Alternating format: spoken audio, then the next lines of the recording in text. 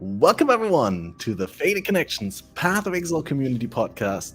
This is episode number 105, and I'm hyped to be discussing all the topics Path of Exile. Tonight is a special episode because we got some blasting boys who are always eager to jump onto the latest train in terms of meta builds, in terms of money-making strategies. And before I bloviate at length without getting anywhere, let's get in the guests for tonight and fade out this beautiful music that I prepared. And wow, every single time it jumps. Anyway, still working out the new tech as we go. Let's welcome MB Extreme. How have you been doing? Hello. Yeah, I've been doing great.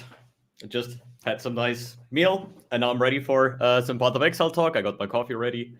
Right. It's beautiful, 30 degrees outside. You can see it. Wait, yeah, amazing, dude. That's great. It's great. I like the weather. I'd love to be there as well. And we got, of course, also Palstron. Welcome. How are you doing? Hello. How's everybody doing? Glad to have you on. And last but certainly not least, we got a familiar face with the name of Crouching Tuna. Welcome on the stream. How are you doing? Hello. I'm good, man. How are you? Pretty okay. Nice. Trying to not get too bitter about the terrible rips that I died this league, but I'm happy. I'm happy that I'm playing softcore, so that's great. Well, you still care about rips even though you're softcore?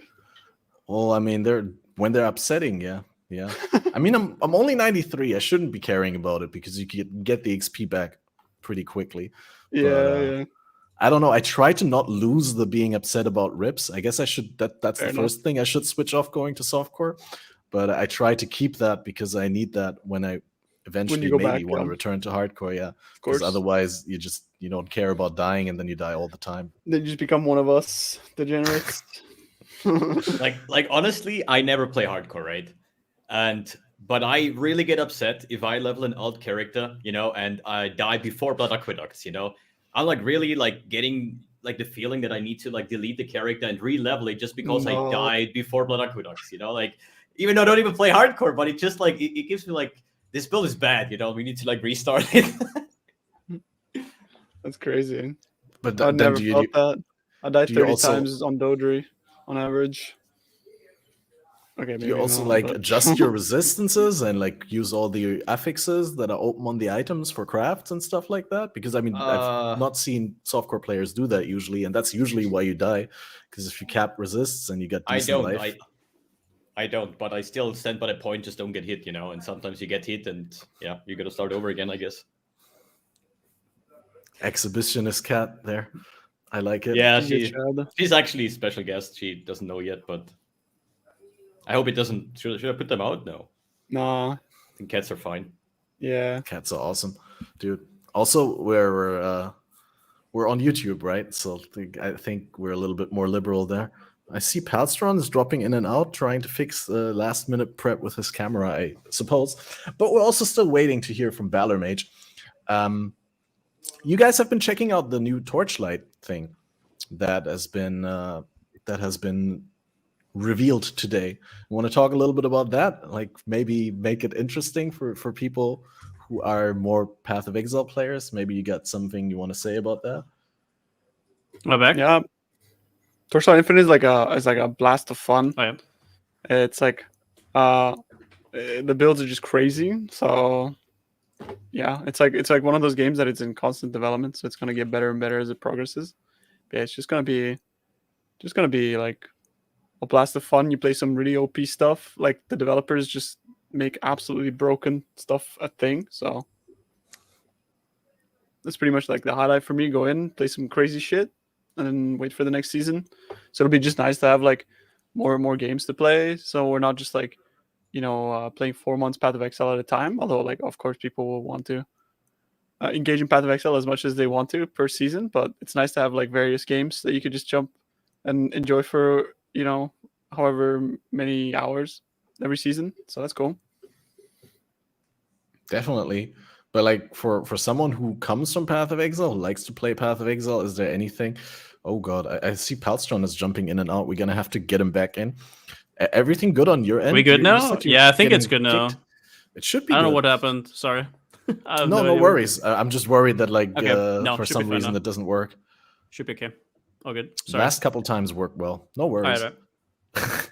We're still figuring things fine. out. It'll be fun. My question was, maybe you got an answer for that. As someone Mm-hmm. who plays mainly PoE and hasn't checked out Torchlight Infinite, what specific itch is Torchlight tickling for the PoE player who is looking for some variety for some other games to check out?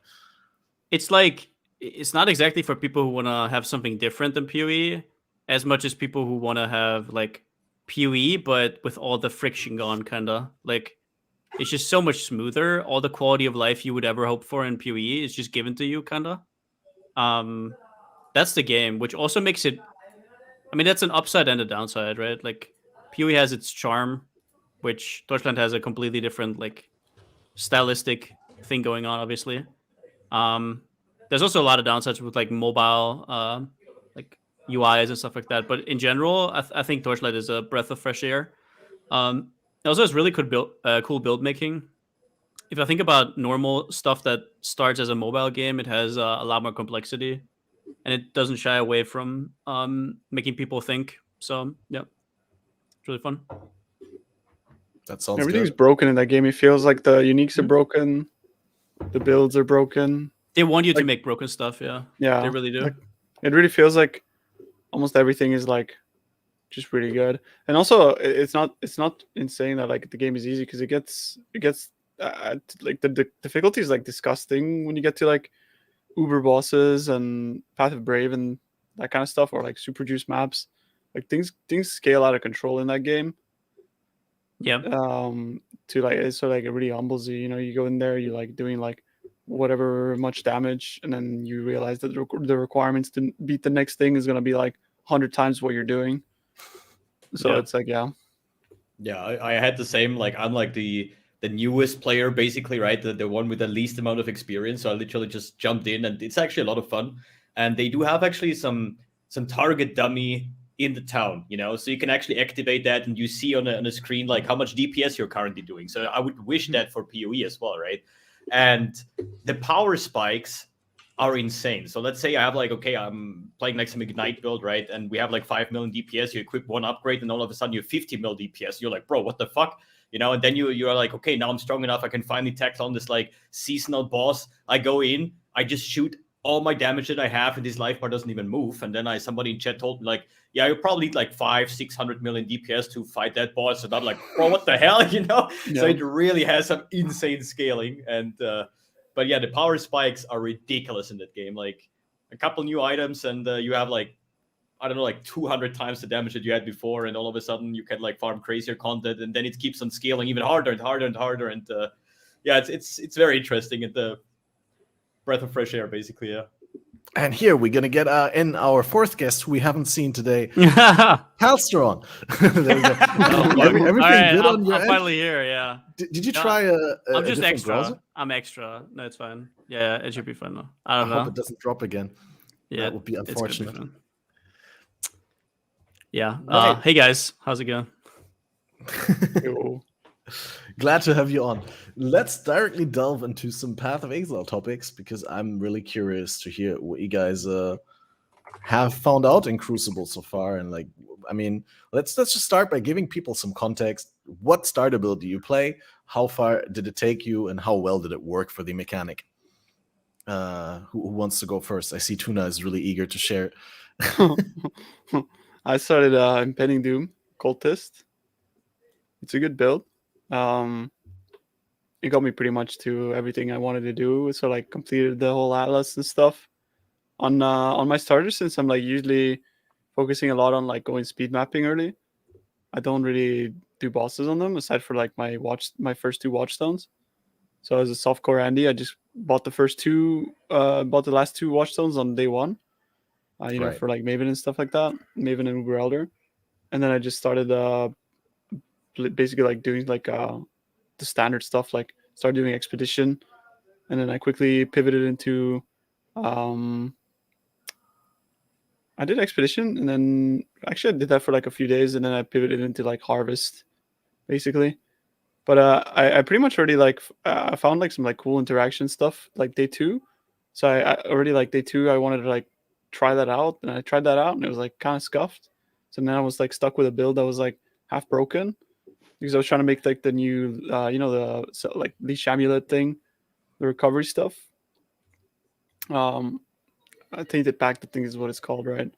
Yeah, So the one Tainted that Pact, lets you regen based on chaos degens. yeah. As long So as you I leech 'em. tried to make like a build around that, and I was playing Molten Strike with the with no Foul Soul Game Prevention, and then I went Tainted Pact, and it was working, right? But I quickly figured out that because the lead mechanic had monsters with damage reduction, my leech instances were like kind of getting scuffed because of that. Because then it's like you'd expect to leech a certain amount of damage from a monster, but if he has damage reduction, then you're not leeching that amount of damage. So essentially, what was happening is that like my poisons were outlasting my leech instances. I was basically like inflicting like millions of damage back onto myself and like one-shotting myself every like second map or whatever, right? So yeah, that ended up being pretty scuffed. So then I just turned that into Lightning Strike Poison, and yeah, that was like my second build, which was like really early on. But since I had like such an early, like, I was like, oh shit, this is insane, I wanted to try it. So I re-rolled off like the Occultist really fast, but into that, and then that ended up being my main build since I couldn't really afford to buy all the gear back. Oh god. But I Right. mean, it was like a lot of fun experimenting with that stuff. I usually like rush like getting a belt, but this time around I just decided to mess around with the new stuff. I think it was pretty fun for both me and my chat. So Sure. I mean, that was like a really long rambling on about that, but yeah. no, but that's great. As a streamer, you're Rambling is what we mostly- do. Okay. Yeah, that's what we're here for. As a streamer, you're also often like foremost entertainer and only gamer second, right? Like, I mean, you're there to make fun stuff happen, and if you happen to make also game accomplishments happen, that's a nice bonus on top. But obviously, you want to scout out the new features. For sure. Yeah, maybe MB Extreme. What did you start the league with? Is it the classic EK Ignite? I wish be my I would guess. have done that, but I always say I tell people all the time: once you go EK Ignite, you just don't go back. The problem is the build overall feels like so incredibly strong in like all content that okay, you play EK Ignite, you have like a good time, and then you're like, okay, let's play something else because I've played enough of it, right? Then you play this build, you're like, oh, EK was actually better, so you're like, okay, let's try another build, and you keep on trying other builds, and in the end of the day, you go back to EK Ignite and say like, okay, this is overall just the best build, But I just played so much EK Ignite in the previous 2 leagues, so I said like, this time around, I'm going to do something completely different, and I'm actually going to start melee. And one skill that really interested me for a long time was like Rage Vortex. I played the last time, I think, in Expedition League or something when it got released, and I had a lot of fun with it. And that's why I said, you know what, I'm going to start Rage Vortex Berserk. And it was actually quite fine, but there is one major downside. It is buggy. Like, it is not only visual buggy, but it's like, let's say you have like this a certain height of a map, there's like a bottom side, and you have like stairs, and there's like an upper layer, and so on, and the Some problem elevation. is elevation. Yeah, that's what the word. And Rage Vortex is always on the lowest elevation, so as soon as you go on a stair or in a little mountain or anything like that, you don't see a Rage Vortex anymore. You just But see, it still does damage. Yeah, most of the time, not always though. Oh wow. So it is kind of like a bit weird. Like, I had this like feeling that it just doesn't deal the damage that it should do. And some people in chat also told me like, yo, there's apparently a problem with like this elevation thing, that it doesn't always hit. But in the other hand, sometimes it's like really hard to see where your Rage Vortex is going. And this is like, this kind of killed like a lot of the fun of the build, I would say, just not seeing where it's going, because it is a very visual pleasing ability, right? And yeah, and then I decided, you know what, I just gonna re-roll into a Shockwave Cyclone Slayer, which worked out pretty well. And the good thing was it shared like 90% of the gear of the Rage Vortex character, right? So I said like, okay, you know what, I'm just gonna level up the Duelist real quick, go Slayer, throw in all the Rage Vortex gear, just swap the X that I had in Rage Vortex to a staff, so I can actually use Shockwave. And that actually felt pretty good. So I actually I think Titan Killer also had it on the list of like good league starters, like Shockwave Cyclone, and I really felt that. And after a couple of days, I was like, okay, then let's move on to the next build. And the next big build that I played was like Spectre Shield Throw, especially with like the option of this like Emperor's Vigilance with like 1,000 ES, and this scales insanely. I made a POB like 1,600 crit multi. It's absolutely ridiculous. Until a point that I just sit here and started to chance, and hours went by, thousands chances, and the shit just didn't want to like chance into unique. And then I was like, you know what? 10,000 chances later, I'm just gonna play something else. Let's forget about the shield existing. I was working hard on the base of the shield, imprint, forge, blah blah, everything. I thought actually the chancing is like the easiest part. But Lost after to so many chance orbs. chances, Classic Lost mistake. to chance orbs, dude. Yeah, there's it's- this really big video by Captain Lance about chance up, and that's probably a great topic to go into. But before we do that, let's just quickly give Palstron a chance to let us know about his league start. What did you go for, Pal? I was playing Toxicrain Ballista, and it was, I mean, we already tested it before. It was really smooth. The only thing that was new was kind of like the Pathfinder stuff. So I was just like hoping that they didn't like, there's no bug in there. Like all of a sudden your life loss don't work, or it doesn't work like intended or something.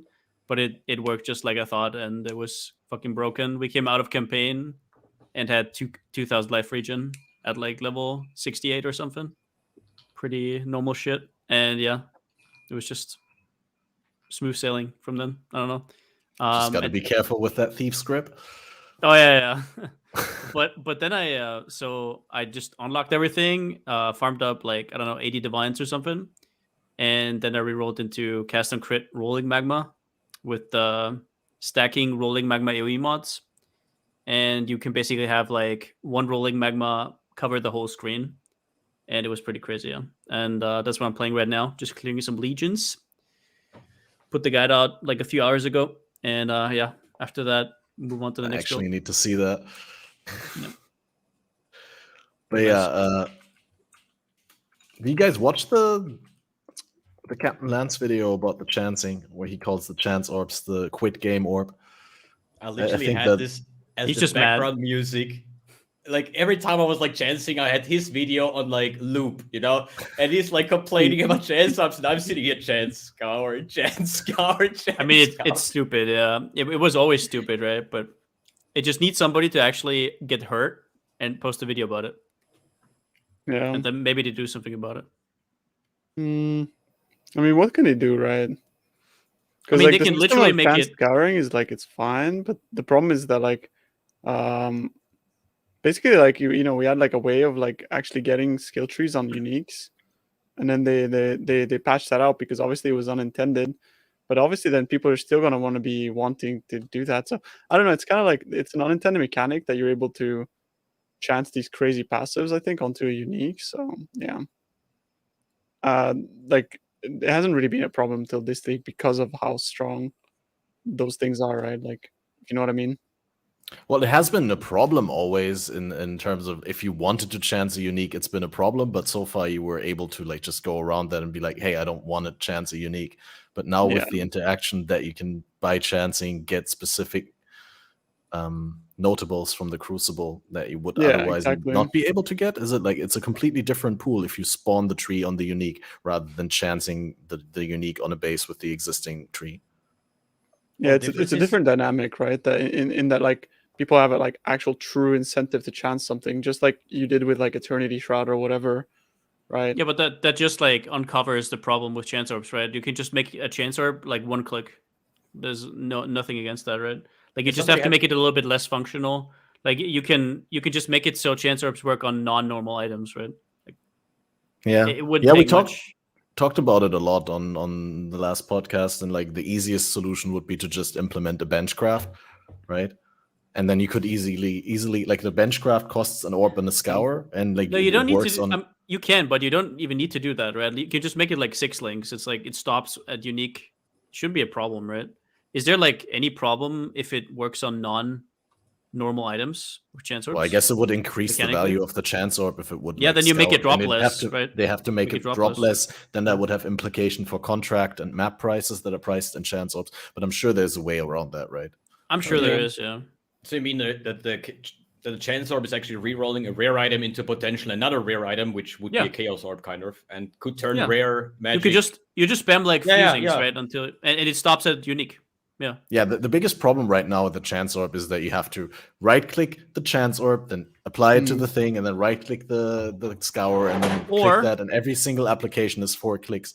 Or somebody else mentioned this, like you can make chance orbs just something interesting to get, and you can make it rarer than, for example, chaos orbs or something, and Yeah, just like- make it a higher chance. Then you actually like, oh, I found a chance orb, let's throw it on there, and it has Yeah. like, let's say, a 1 in 50 chance to become decent unique or something, right? Instead of like spamming thousands.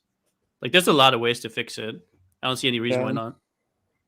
I think part of the issue as well is obviously like why did that prophecy have to disappear? You know, like they could have been like brought back or in not in prophecy form, but yeah. Do Yeah. you know what I mean? Mhm. Like Well, treasure it's like- treasure was a cool thing. I don't know. So it could be They cool to probably- have like a treasure orb or something. But I do know I understand. Like I think what you're gonna say is they probably didn't want that in the game at all. Well, they so have the that they can choice. make Either we unique remove bases. trash to treasure, or we add on every unique, or on shit every base that base, has a good yeah. unique, we need to also add a shit unique. That's like my they point, did right? with, Like you make chance orbs a little bit more like trash to treasure orbs, but not like guaranteed. Just like Yeah. don't make them thousands of clicks, right? Yeah. Yeah. They need to reduce the amount of clicks in this game. I think it's something that we can all agree on. Yeah. They're getting Yeah, there it's though. They're definitely getting way better too at much it. But yeah, clicking. I wish they put more attention to it because some things, you know, are excessive. Like you know, we're talking about chance orbs, but we can also like point out things like you know, like Legion, for example. Splinters, yeah. Yeah, I mean, not even just splinters, Chests, just like yeah. chests. I like clicks. Clicks are obviously just excessive in PoE. So I mean, I think I'm the only person that actually likes chancing an item. Like, I remember I once chanced a Headhunter. It was like 55,000. That was brutal. It was really brutal. But I think the main issue here, obviously, I'm like one of a kind when it says, like, okay, I like torturing myself. I sit here for 5 hours pressing chance scour, you know? I'm fine with that. Sometimes I even have like some kind of fusing hours, you know, where people come to me, give me all their fusings, and I link their chests, and then the next one, and then I just click like 30,000 times. Like, I'm fine with that, you know. But the problem is the prices go insane. You know, like for example, I think right now it's like one divine for like 250 scourings, and if you know from your head, like potentially. Wait, actually? Yeah, it's like 250, 260. It went crazy downhill when people started to chancing the Emperor's Vigilance, right? And now you think about, like, I need probably 4 divines for like 1,000 scour chances. And if you know, wait a second, the average for Emperor's Vigilance should be around like 20 to 30,000 if you're not like super lucky, right? And then now think about that, just without even the effort of chancing the shield would cost you around about like over 100 divines of materials. Then you're really wondering, like, can I even afford that? Do I really want to get myself into that? I think the best way is like get a good base, try your luck with like a 2,000-3,000. If it happens, it happens. If not, then just play another build, or just don't use this kind of item. But the problem is that there's so much work involved at the start to get the right tree, and you have to get that one before that you're already so deep into it that you're like, I have to make this work now. Fuck. It's like, you know what I did? I picked up the shields. I baked them. I got a good base. I put them together. I split them, and I just sold them to you guys. Yeah. Suckers. Easy But as I peasy. said, Chance away. I'm Oh, still you mean waiting. the base shields. I thought you meant the unique shields. Nah, the base. I'm still waiting for my +1 power charge profane wand. oh no. Prophecy thingy. Yeah. But yeah, for the void battery. Holy. Mm, And I if was, you like, hit so that, are you hyped. gonna chance it or are you gonna sell it? Of course I am. Yeah, well, I'm gonna sell. Yeah, I can't use it because nobody can play with that shit. But yeah, I'd sell it. Yeah. But yeah, I was like super hyped when I really got the base together with all the 5 nodes on the tree, with all the imprints and stuff. It was like a lot of work, right? And then I was like, okay, now let's quickly chance it, and we have the big shield, you know. And this was when things really went downhill. You know. I was like, okay, actually chancing is the hard part, not like putting the passive tree together. This is like the bad part about it. The bad part is also when you're like so deep in already, you don't want to give up, right? It's weird. Yeah. Yeah. Oh, go ahead. True. No, like I just want to say, it's weird how they chose to make it so hard for uniques, right? when most people in endgame actually play mostly rares, and rares kind of seem to be better than uniques most of the time. But it's so hard to get trees on uniques for some reason, which kind of was weird. I don't know. Yeah, it seems Wonder like why a they weird did that. decision. Yeah. I really would love to hear like a detailed outline of their thoughts in regard to that. Like I'm it not would sure. make sense in like D4. It would make sense, right? Because D4 everybody's like orange gear, right? But in PoE, like orange gear is not that crazy. So making it so hard to get trees on legendaries and uniques or whatever, it's fucking crazy. I don't know.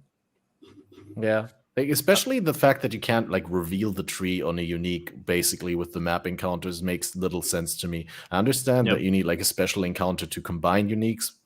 That's maybe okay, right? But the fact that you have to bring it into an endgame encounter to first reveal a tree on it, that's a little bit weird, seeing that you can also progress it. Like as soon as it has a tree, you can progress it in normal maps, just like everything else. Yeah. I thought And that as was you point fine. out, It's so common, right? The geodes or whatever they're called. Yeah, I think like the major problem is you can add a tree to unique, right? And you can merge uniques. But I don't think there is a forge that removes a tree from a unique Yeah. item. You So can't reroll.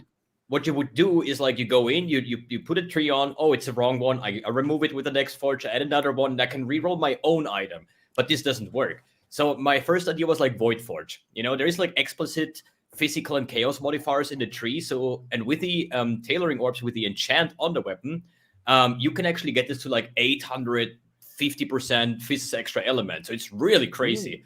Yeah, you can like scale this, right?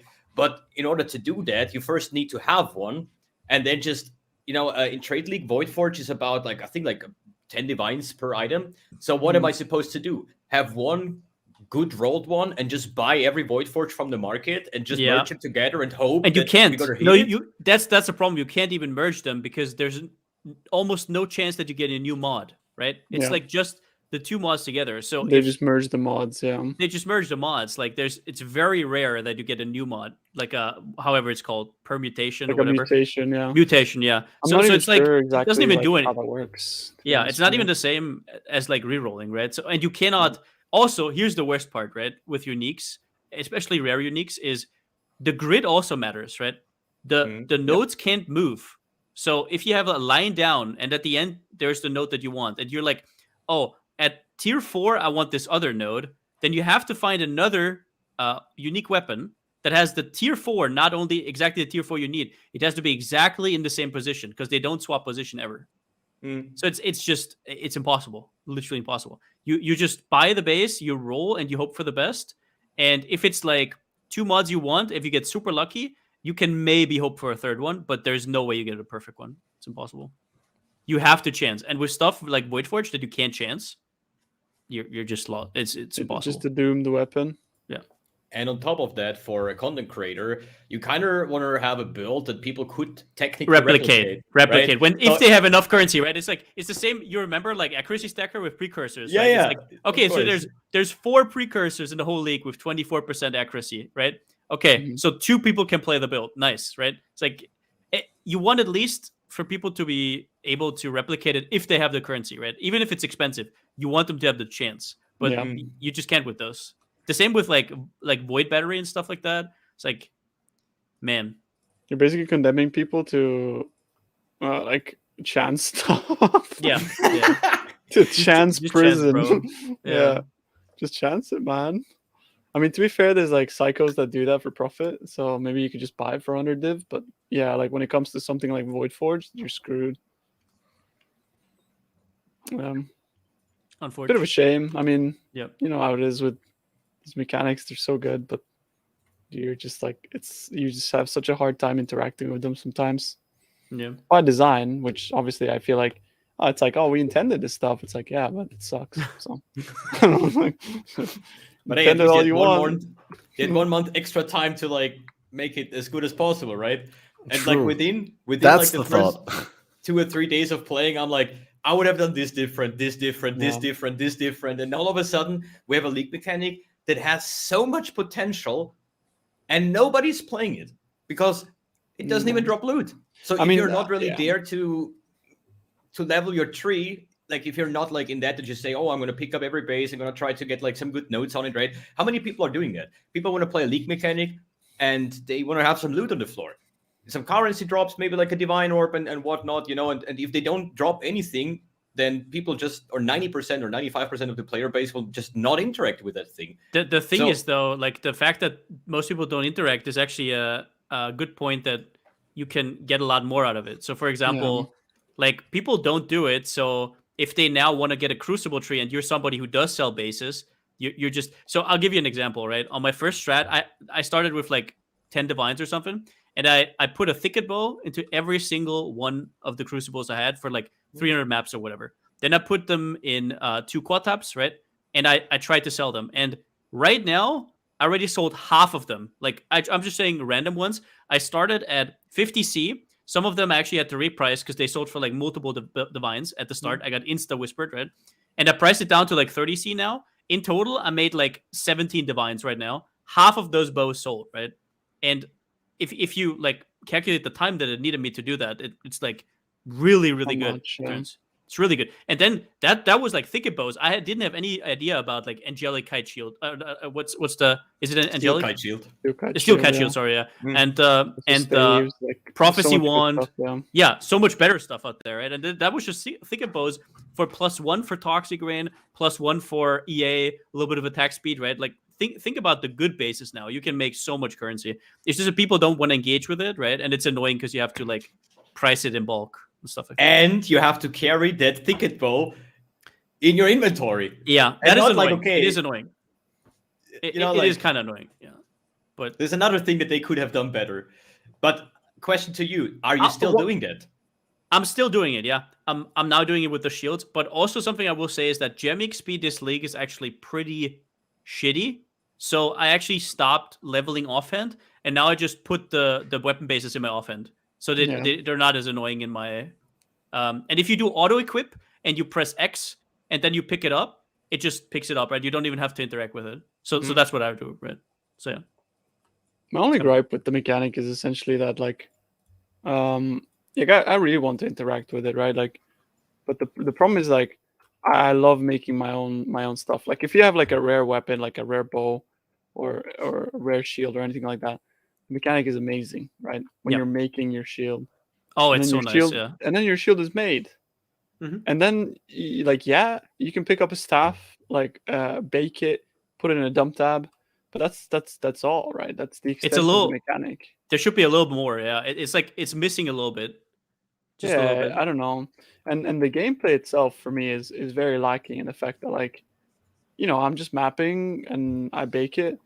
And if a unique spawn, it's just like, okay, this guy's gonna take a while to come. I'm just gonna move away because like the uniques are just ridiculous. Yeah, they're insane. Maybe it's because I'm like playing like 8 mod maps normally, right? So they can just get just insane. But they're the uniques pretty easy. Spawn are just... Once you have a gear up, it's actually pretty easy. But like if you're doing really hard maps, then it sucks. Yeah. Yeah, it can be pretty rough. Did you have also like this problem with like certain special encounter scaling?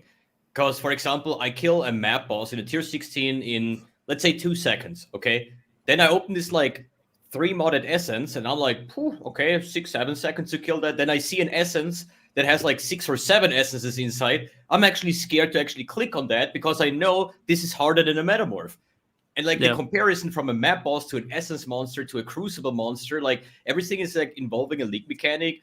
They have, like, ridiculous scaling on that. Even up to a point where I said, like, because I started with, like, Essence like many other people did, right? But on my Cycloner, for example, if it had max 3 Essences, I was opening it. If it had more than that, I was not just... I just ignored it and moved on because I said, like, I'm probably going to take a minute to kill that thing. It's crazy, actually. Yeah. There is a bit of, like, disparity between stuff like that, for sure. Like, killing map bosses is a joke in comparison to, some of these encounters, for sure.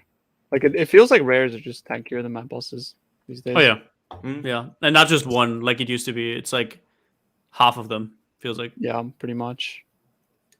Yeah, there's a lot of Arch Nemesis or former Arch Nemesis mods that work together to make things pretty tanky. And unfortunately, those are also present on the rares from the Crucible. So, You can feel that, especially if you play a Chaos build on League Start. And there's like, you know exactly when it's like wither immune. You're like, okay, Yeah, for sure. I'll skip this one. Okay. Yeah. Or extra life. This is like really insane. Like they have like Reduce 3 or 4 the times. crit mod. The crit mod also still exists, right? Basically, they just can't be crit. Yeah. Yeah. It's what the fuck. So all right. I mean, that's the thing. It's like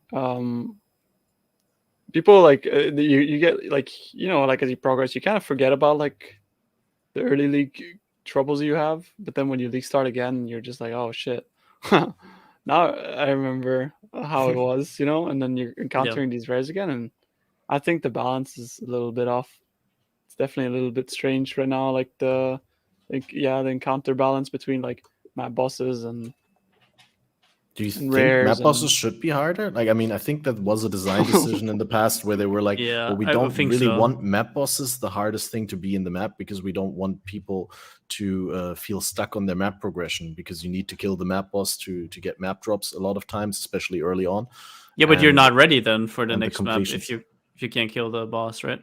Like you're just not ready. Like it's literally the map boss. Just kill it, right? I think like I would wish that the game would be harder on its own. I mean, this is like a bit of a weird take, but for example, in the current pace of the game, I feel bad if I haven't cleaned the entire Atlas within the first 3 days of my league start on the 5 link. Where I'm thinking like, should I actually be able to do that?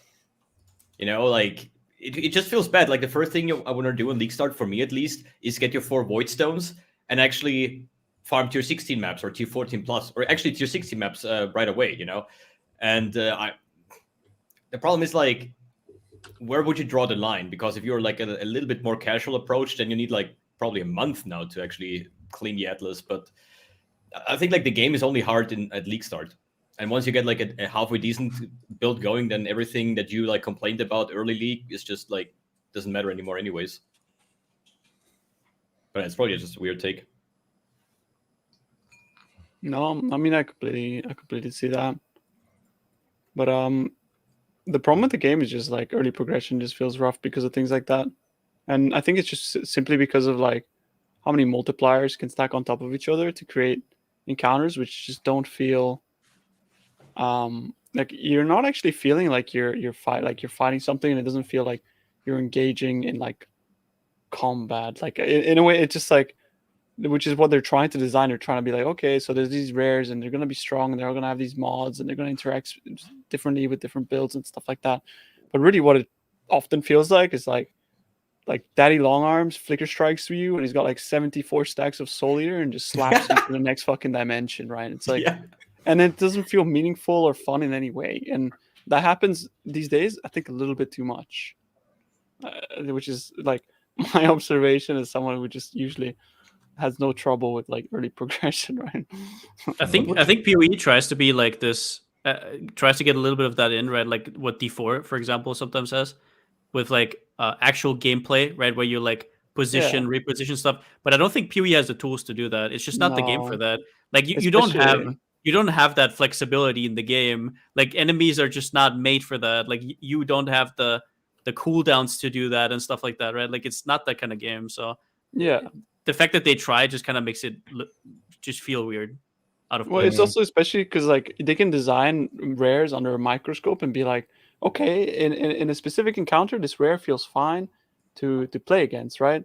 But then all you have to do is roll onslaught and attack speed on your map. Yeah, it's over. And it's just over, right? Like it's just, and then like you have like other multipliers which stack on top of that, and then other multipliers again, and then it just becomes like what people are complaining about, right? Which is just these monsters. You're literally creating these monsters that are just present because of all these multipliers that you can stack on top of each other. And you can argue like, oh, just like roll the map or like just chaos it or whatever, right? But I mean, we're getting to the point where like you're doing reds and you have to vol your maps. Everyone has to go through that, right? And you vol your maps and you have like very little outcome or any sort of agency over what the hell is going on in there, unless you're like I don't know, like you could say like, oh, more thoughtful players would just like not run that map or whatever, right? But I mean, I think most of us just run it because we're on league start. We have limited resources. We don't want to use chaos orbs on our maps. We just want to vol and progress our atlas so that we can get to our like favorite slots, map pools, like it's it's like a universal problem amongst I think softcore players. I don't speak for hardcore players, but yeah. I think it's also that the mods used to be a lot more like vanilla back in the day, and you had a lot of mods that were like useless for your build. They were like, okay, that's free, right? Nowadays, I feel like if you corrupt the map and you have 8 mods, 6 of those are definitely not free. They're all just screwing you over, right? And then there's maybe 2 mods, maybe 1 mod that doesn't do anything, like maybe no region doesn't do anything because you're life tap and whatever. But then there's like 1 mod that's like in between. But it used to be that half of the mods didn't do anything because they were so specific. But nowadays it's like, yo, 60% of your auras gone, 40% cooldown recovery, right? Affects everybody because everybody has guard skills, right? Stuff like that. It's like, yeah, it's rough. And then the cherry on top is then you click altars. Right? Yeah, then you click altars. Yeah, exactly. And then it's over, man. And then you misclick on meteors and you just portal out. And you're like, okay, that's gonna be it for me for today. Just play mage, but 5-hit. Are meteors that bad if you just keep moving? Like as long as you don't backtrack, right? Dude, If you just move I forward? mean, I don't know if you have that skill to never to like I loot and stuff, right? And it just like the flasks auto activate if you have them automated, right? All right, and you just loot, and then they're like, the trigger oh wait, stuff. True, Yeah. true. And also if you have like if your build that has a lot of like you don't see what's happening on the ground, right? Yeah. So you don't see the meteor even coming. Yeah, you don't I gotta see be the honest with you indicator. guys. Like, I'm not the type of player that really like plays the game by like like looking at what's going on. Like, oh, there's meteor falling. Oh, I better move. Like I'm kind of just like playing PoE. When I play PoE, I'm like just running around. I see loot tiles. I look at my overlay map. Like, but it's great. Like it's great like that. so a lot of these things are just like I don't even see the meteor popping. I'm picking up my chaos swords and then it's just like boom. And what you guys actually can tank it and a different approach on this whole arch nemesis thing. Do you like the way it is actually right now, where you say like you have 10 rare monsters, 9 are okay, and 1 is an omega tank because it literally counters your build, right? What would it be if they would just have like global damage reduction, so it's the same difficulty for any build that you play, no matter if you play Chaos, no matter if you play Lightning Strike or Ignite or whatever. So like overall damage reduction, so it literally feels that all 10 rare mobs are equally defensive. So I mean, I wouldn't say I don't actually hate the fact that like 1 of 10 rares is like going to be hard, right? Like there's this hard encounter here or there. I guess I was just saying that the boss just kind of feels flat because it feels weird to encounter a rare, and that's going to be hard. And then there's the map boss, and it's like it just falls over. That's I guess what I think. I actually like how they do it right now. It's like one of those rare mods is really hard, so it kind of stands out. It would be nice if it also had more loot, but that's I guess hard to do, especially with Magic Find in the game and stuff like that. But yeah, what do you think, Tuna? Yeah, I mean, like the thing is, I've always loved like hard encounters and like scaling difficulty and that kind of stuff. It's just that it doesn't feel right. Like in PoE, like it doesn't. It just never really felt. It just always felt like since there's so much variance in what like defenses you can build, and the map mods and all that kind of stuff, it's just impossible for them to design. It feels like an encounter that feels fair for everybody and every build. Obviously, like you should be, building your defense and kind of stuff like that. But I don't know how it is. Like I'm just a player. I can point out problems, but I have no idea how any of this stuff is like solvable, right? Like my job is just complain. Yeah, I mean that's what we're here for. Like I would say, I don't mind the rock paper scissors system, and I think that's a lot more interesting if monsters have like elemental mitigation, physical mitigation, chaos mitigation, life regen, or like block or something like that, because it creates a different landscape. There's more nuance to the fights rather than just monster having a generic damage reduction, and no matter which character of the characters that you have you take into the map, it's always going to be the same. I kind of like that there is variation, but in terms of like map boss versus mobs in the map, I definitely feel the balance is way off. And while I think it's okay that the map bosses are not always the tankiest monster in the map, it's definitely way off that like half the rares in the map are so much more tanky than the map boss and so much more dangerous. And like what fuels into that also, I think, is the fact that when you fight rare monsters, you barely ever feel like you're fighting the monster, but you're just fighting the arch nemesis mods on top of it, right? With the map bosses, every map boss has their own little distinct mechanics, and Yeah, it that's would true. actually warrant a longer fight with the map boss because they're interesting. But outside of what you just said, the example with the pimp slapper just flickering on top of you, yeah, that's the monster doing that. That's cool, right? Like, because you see the monster and you kind of expect, oh, he's gonna flicker on me and kill me, unless he does it from off screen, which is really unfortunate. But it's not the arch nemesis mods doing that. But what really upsets me is like most of my deaths nowadays are to crystal skin, and because I couldn't see it before it procs. It's like you kill the monster, and especially I'm playing animate weapon summoner. For those of you who don't know, I'm playing a guardian, and what I found out, and I didn't know that before this leak, when your minions hit crystal skin monsters, the crystals spawn under you and not under the minion that hit, which is like so mind-blowing because the monster literally says spawns crystal things on hit or something. The like longer that. the encounter as well, the more crystals it spawns. So if The you have a entire build with floor, low yeah. DPS, it's just like spawning like hundreds of little crystals under you. He drops loot, you go walk, and then it just all blows up at the same time. Is it like it's horrible? And on just my for a Bane question- occultist, just one cast, one crystal, and like the monster dies. Exactly. Is it like the one chaos thing that spawns when the monster died that they explode, or is it like this lightning powers? The little No, purple they like spawn crystals. these purple crystals on the ground whenever you hit them. They spawn underneath you, and then when the monster dies, they all explode. Yeah, okay. But there is after this a other short one delay. that's just like so annoying, this like lightning turrets. Yeah, when you see these this are also monster and they terrible. spawn below you, I'll usually skip those monsters. They got heavily nerfed, right? Because they followed you through the entire map, like last league and stuff. But it's still, if I see that rare monster and it's like an essence, I'm literally like, I attack this. I'm like seeing those things spawning. I don't need these essences. I'm gonna move on because it's like so annoying if you don't kill it fast. Like you just like, oh my god. And this combined with meteors and stuff, yeah. Portal out, man. Goodbye. Next map. I think one thing I'd like to add on to like the whole like rare argument though is I'm usually fine with like rares being tankier or like unkillable for me. But one thing I really don't like is when a rare ignores your defense type, right? Oh like, yeah. There's it's one thing to like walk up to him and it's like, oh, he's tanky as shit. But there's another thing to walk up to him, he slaps you, and then you mouse over him and it just says like overwhelms or like has some kind of penetration or some shit, and you're just overwhelm like, fizz is insane. like, yeah. Oh, it's That's like, fucking... I guess I should have moused over him before fighting him. Yeah. To know that he was gonna ignore my defense during the Legion. Yeah. While breaking the Legion open. Yeah. So it's like it's just really awkward, right? Like I know, like it's like if you built a more layered defense or whatever, it would have been fine. But especially with this league mechanic, like how much damage they just seem to deal, it's like it's really difficult, right? Like to deal with all of these things. Yeah, it's one of my biggest gripes right now is that it feels like with most of the deaths that I die, there's not enough room for counterplay. Like the only appropriate counterplay would have been to slow down by a factor of 10 and just really tiptoe through the map and read every modification, or every modifier and every rare monster and every blue pack before I start fighting it, in order to avoid dying. Like specifically with the crystal skin.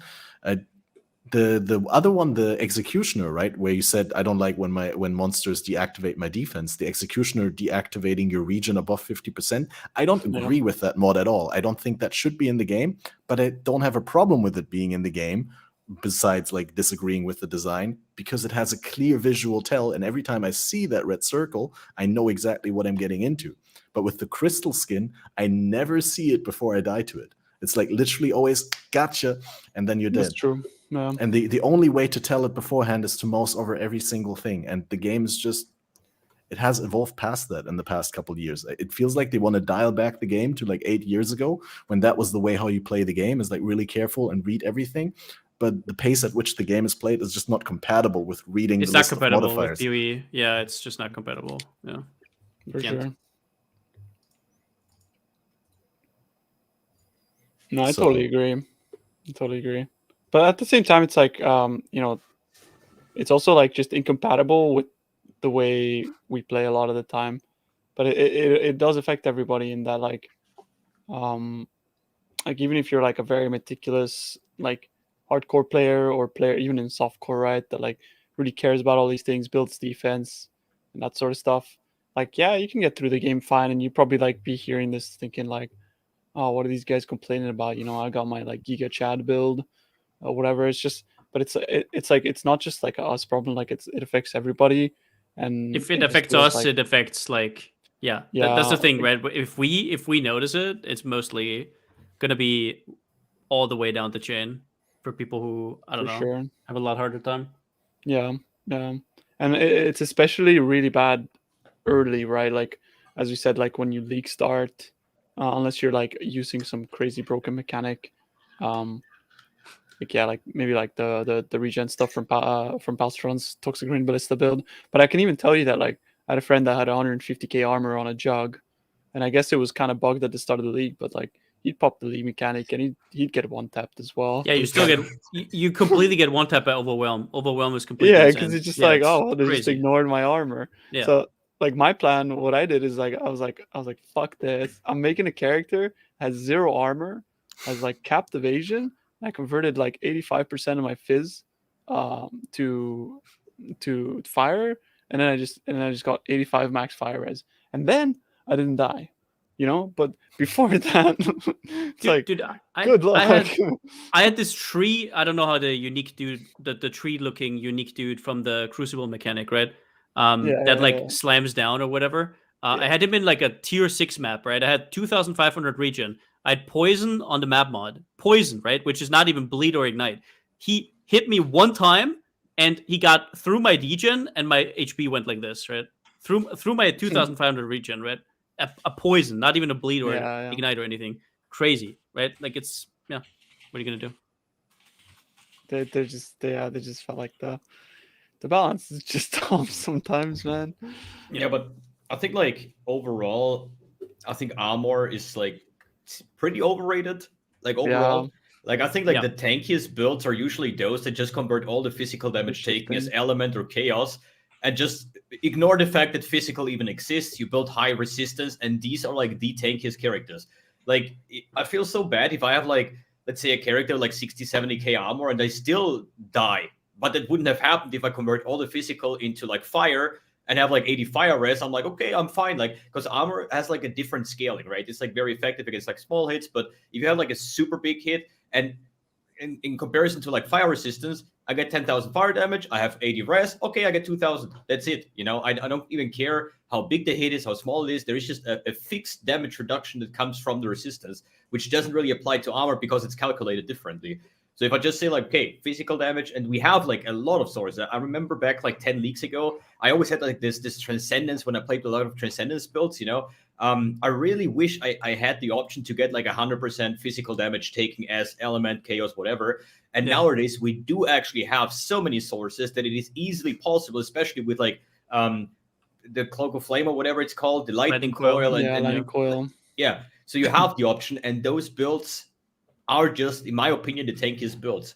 And it's just like, it feels like 10 times better than like a jug with like 100k armor.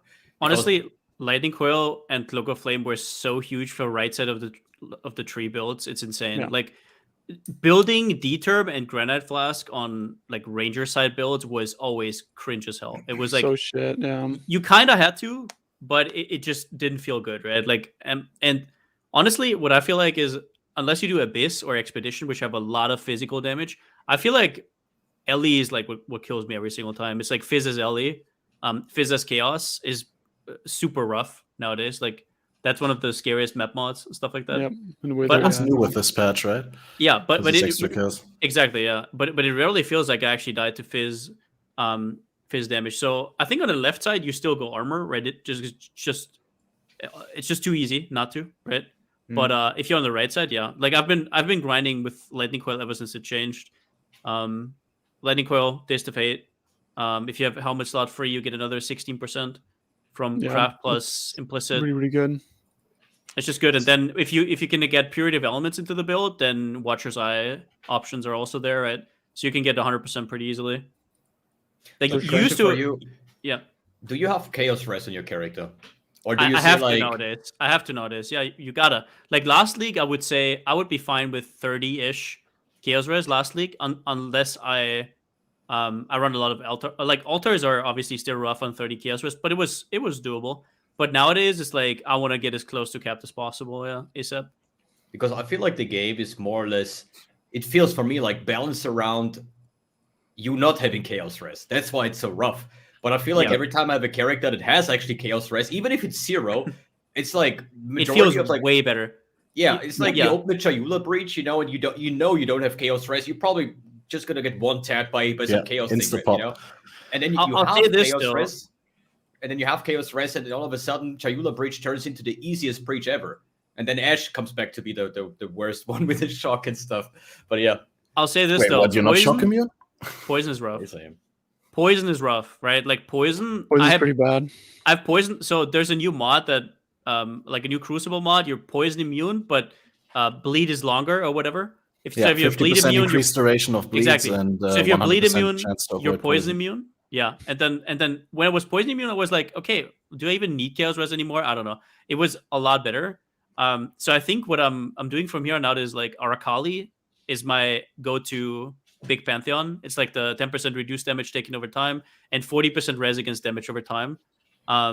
So that helped out a lot. I usually do that on almost every build now. So I tried to get freeze immune and stun immune from somewhere else, so I have a free pantheon. Yeah.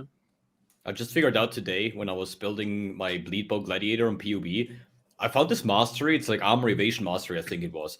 And it literally says, if your helmet has more armor than evasion, you're bleed immune. And the opposite, if you have more evasion than armor on your helmet, you're poison immune. And I'm like, it's OP. Wait a second. I'm just going to buy like, I don't know, like a Nightmare Basket, and I'm like poison immune. Like, what? Yeah. You know? Exactly. It's insane.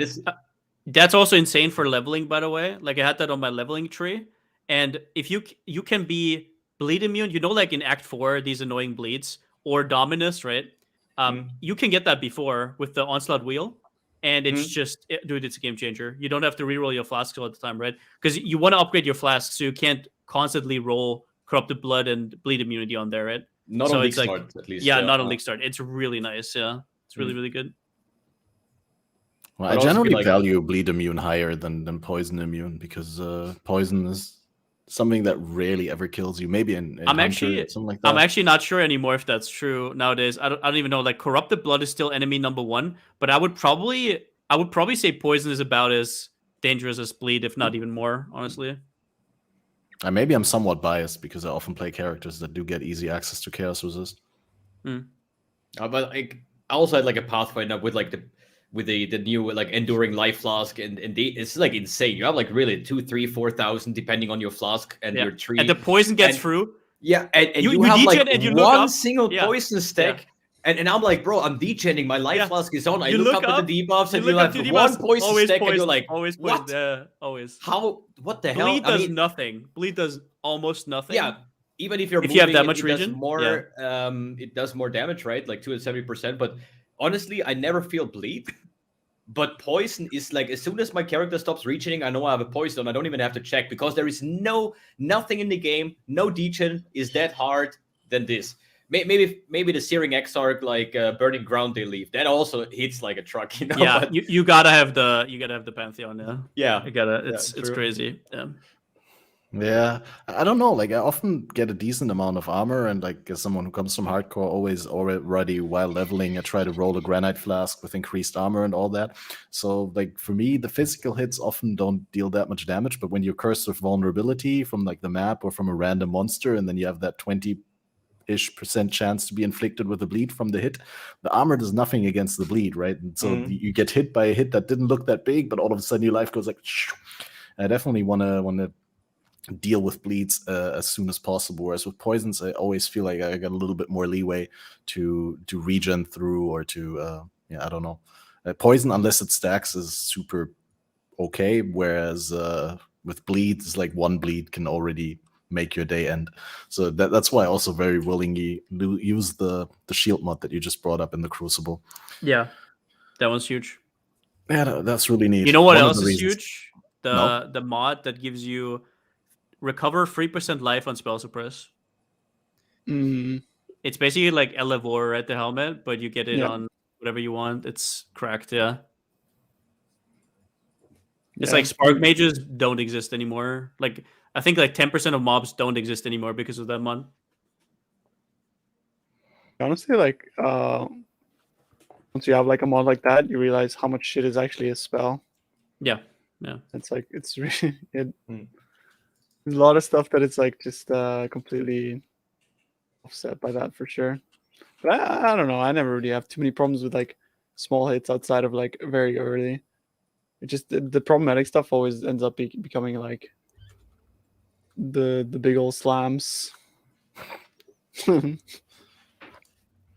I was wondering, MB Extreme, you didn't get a chance to speak while we were on the topic of the moment-to-moment counterplay. I mean, you talked about building around challenging monsters and certain threats, but do you feel there's a good moment-to-moment counterplay, like gameplay-wise, in terms of positioning or in terms of like doing the right thing at the right time in the map, rather than building your build in a way that it doesn't threaten you? I just have the complete opposite approach. Like, the thing is, like, my playstyle will never change. I'm like Tuna. I go in, I press my clear button, you know, and I want to like read chat. I want to like listen to music, whatever. I just want to like kill monsters. I don't want to read the text, you know. I mean, if I die, I die. I mean, Cast and Death Portal fixes that usually, right? But honestly, the way I think is like, slots. yeah, no. I just want to build my character to counter everything that could harm me. For example, like I have like a list, you know, with like ailment immunity, stun immunity, corrupted blood immunity, bleed immunity, poison immunity, this, and I have a list, right? And when I create a PUB, I'm like, okay, I'm working my way down, you know, ailment immune. How do I get this? This, okay? Poison immunity. How do I get this? Okay, I need this mastery. I need an evasion helmet. So I'm gonna try to figure out my build that it literally doesn't need any counterplay because it kind of like does everything basically, right? Which is hard to build, obviously, and not like the cheapest thing, especially on League Start, is like impossible to do. But as I'm just building today my Bleedbow Gladiator, I'm literally going down the list and say, like, before I even start mapping with the build, I want to like check everything that can actually become dangerous for me, right? So I'm like, okay, last character I had problems with poison. I need poison immunity. Okay, I figured that with that mastery, I could just go my checklist, and now at some point, you should have a character, you go into a map, and you don't really care what's going to happen because you will counter, or you thought about all of these things beforehand. Because I just want to go in, I want to kill monster, I want to pick up the loot, and don't worry about that this monster is bad, and this mod is bad, and this is like terrible. So I will never worry about my counterplay unless it's like a boss where it actually needs like some kind of like dodging skills, I guess. Yeah, I mean, on that note, like, it's crazy how people don't buy up, especially early. There's synth belts with immune to bleed or immune to poison, right? You can get them pretty damn early. I bought, I think on day 3, a belt I-86 with bleeding cannot be inflicted, 10% LE damage and 8% movement speed for, I think, I don't know, 50C or something, right? It's crazy. Like, you can get bleed immune, poison immune. You can also get a ring implicit if you have a unique ring, right? Stuff like that. There's definitely ways to do it. Corruption is so rare, you know, like. Yeah, I mean, you don't make it yourself. You just. Yeah, exactly. Yeah, but yeah, this thing just is fight. actually rare. But this is like all the things I kind of miss the days, you know, like the classic Method build. You know, oh, I'm res capped, negative 60 chaos. I don't care. 4K life, good to go. That was you know? Acro. That was when Acro was a thing, though. That you can't do that anymore. Yeah. Acro was. That and was nowadays you have like, even in softcore, this palette of like this, and I need to like figure out everything. And to be honest, like I think softcore and hardcore builds nowadays are like very similar. There's like some small adjustments. If I think back, like how the classic softcore build looked like compared to the classic hardcore build, you know, there were like big parts, like they were apart, really apart, right? But nowadays, I think you can like 90% of softcore builds you could technically play in hardcore and the other way around. I think that's there's more a of number like. of factors to that. Yeah. I think like one big factor would be that a lot of hardcore players don't play hardcore anymore, but just play their playstyle in softcore instead. Yeah. But go ahead, Palstron. Totally that. And also, so back in the day, I remember, right? Other than Acro, Phase Acro, defensive layers would sacrifice so much of your damage to get. It would be like, if I get armor back in the day, it would be weaker and I lose like half of my damage. Grace wasn't as good. To be fair, evasion was always decent, but it was nowhere near where it was right now. So if you went out of your way to get a defensive layer, now you're sacrificing half of your damage, sometimes even more. Whereas nowadays, it's like, I'm sacrificing a flask slot and an aura, which maybe gave me like 15, 20% more damage. and I can be actually not die, other than like instead of 1 every 5 maps, I die 1 every 50 maps, right? That's crazy. That's like you didn't have that back in the day. Back in the day was phase acro was super efficient and everything else was super inefficient. So the like logical conclusion was that all softcore players took that one defensive layer, right? The casino defensive layer, and everything else they just didn't take. But nowadays there's so many options and builds can scale so high in terms of damage that people are like, actually, wait, I have enough damage for whatever content I'm doing. Now let's get some layers on top, right? But it's like, if you level a new character, like usually level 24, you got your first damage aura. You play like any dot bolt, you usually take Malevolence, right? I always go purity. I always go purity of elements. Yeah, but you always. usually just go your damage aura first, right? Yeah. And since the major defense mitigation patch, manifesto, whatever, it's either Purity of Elements for ailment immunity early on or Determination. And nowadays, like, even Grace is actually, in my opinion, better than Determination. I really Grace like Grace. So good. Yeah, Grace is so good while leveling. Yeah. Yeah, okay. Definitely during the acts. Yeah. I still like, probably I'm just used to Determination early on. But overall, what I want to say is, like, you have like a character, and if you don't invest heavily into like mana reservation efficiency, you can maybe pick 2 to 3 auras. Where it used to be like 3 offensive auras, right? I need like Pride, I need every damage, right? Like almost none of my fist builds are using Pride nowadays, because I think like, I'd rather have Determination, I'd rather have like a Defiance banner. Herald of Purity is fine enough, so I have like at least like 2 defensive aura, and then we tech and we fit in a damage aura. It's like, it's crazy. Cool that you say that, actually, because I was like, the other day I was looking at some of my POBs and I was thinking, why is Impale so out of favor nowadays? I think one of the big reasons is for the Watcher's Eye Impale, you actually need to run Pride. And then you kind of run actually low on other auras, which is kind of just a random thought, but yeah, just pop them in. Yeah. No, it makes sense. I also wanted to quickly add something. You brought up the synthesized belt implicits, and what popped into my head is like, of course, I'm Animate Weapon Summoner, so I want to use Darkness Enthroned, right, for the Ghastly Eye Jewels. And then something I wanted to highlight real quick is that the chance to avoid, right? Yeah. Has been buffed to up to 100% increased effect of socketed Abyss Jewels on a perfect one, and a well-rolled Abyss Jewel can have up to 50% chance to avoid bleeding, as well as and poison, right? Poison, avoid shock, all of those. So with one perfectly rolled jewel in that belt socketed, if the belt is perfectly rolled, you get 100%. And even if the belt is not perfect and the jewel is not perfect, you could still get a meaningful amount and like cap out the rest with you just also a don't random need corrupted jewel. Yeah, you don't even need that, and you don't need a perfect roll. You just need the evasion mastery for 30% bleed chance to avoid and poison chance to avoid. Sure, if you're in that area of the tree, that's definitely something you could do. But universally, I mean, I corrupt so many jewels looking for CB and stuff like that. I'll always have like one with like 23% reduced effect of curses or something like that. So it combines really well with the mods from the Abyss Jewels in the belt. Just wanted to highlight that in case people are unaware. Really good belt now. And you get a big thing is also that belt always, like, you can easily get that from the lab runners already with a lab enchant, right? Like you can buy them usually for like a few divines with lab enchant, whereas normally if you want a belt enchant you would pay like 15 divines or whatever, which is really rough. Fair enough. I actually never looked into that because I always run the Uber lab myself for the enchant. Because it seems to be like such a marginal buff that I'm never ready to pay a premium for it. Yeah, but the thing is, like, it's not the same lab. It's either like, I don't know, I'm not a lab runner, I actually hate lab, but it's like you have to pick like in the gift or the tribute of the offering, whatever you put in, if you get like belt enchants, helm enchants, and whatnot, right? And usually when you go like for those services for the lab enchants, then 95% are running helm enchants because they can do bulk selling, right?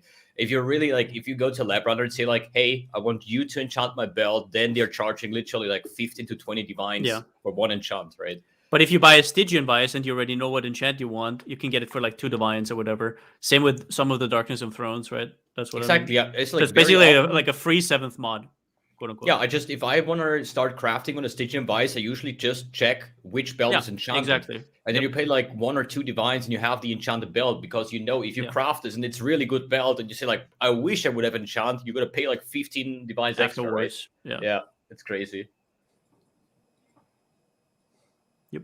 Well, I guess you could just like run bulk labs, and whenever you don't get the enchant you want, you can just put it onto a random darkness enthroned and put it up for sale. Yeah, if that's what they someone's gonna do. want Yeah. it. Yep. Yeah, no, it's a really good wildcard build for enchanting. Just like there's a couple of helmets, like the Crown of the Inward Eye or whatever it's called, the helmet from Cirrus, that people just enchant all the enchants with because they know no matter which enchant it is, likely someone's gonna buy. Or it. Hubris Circlet is also like the most common helmet actually. Yeah. to enchant. Absolutely.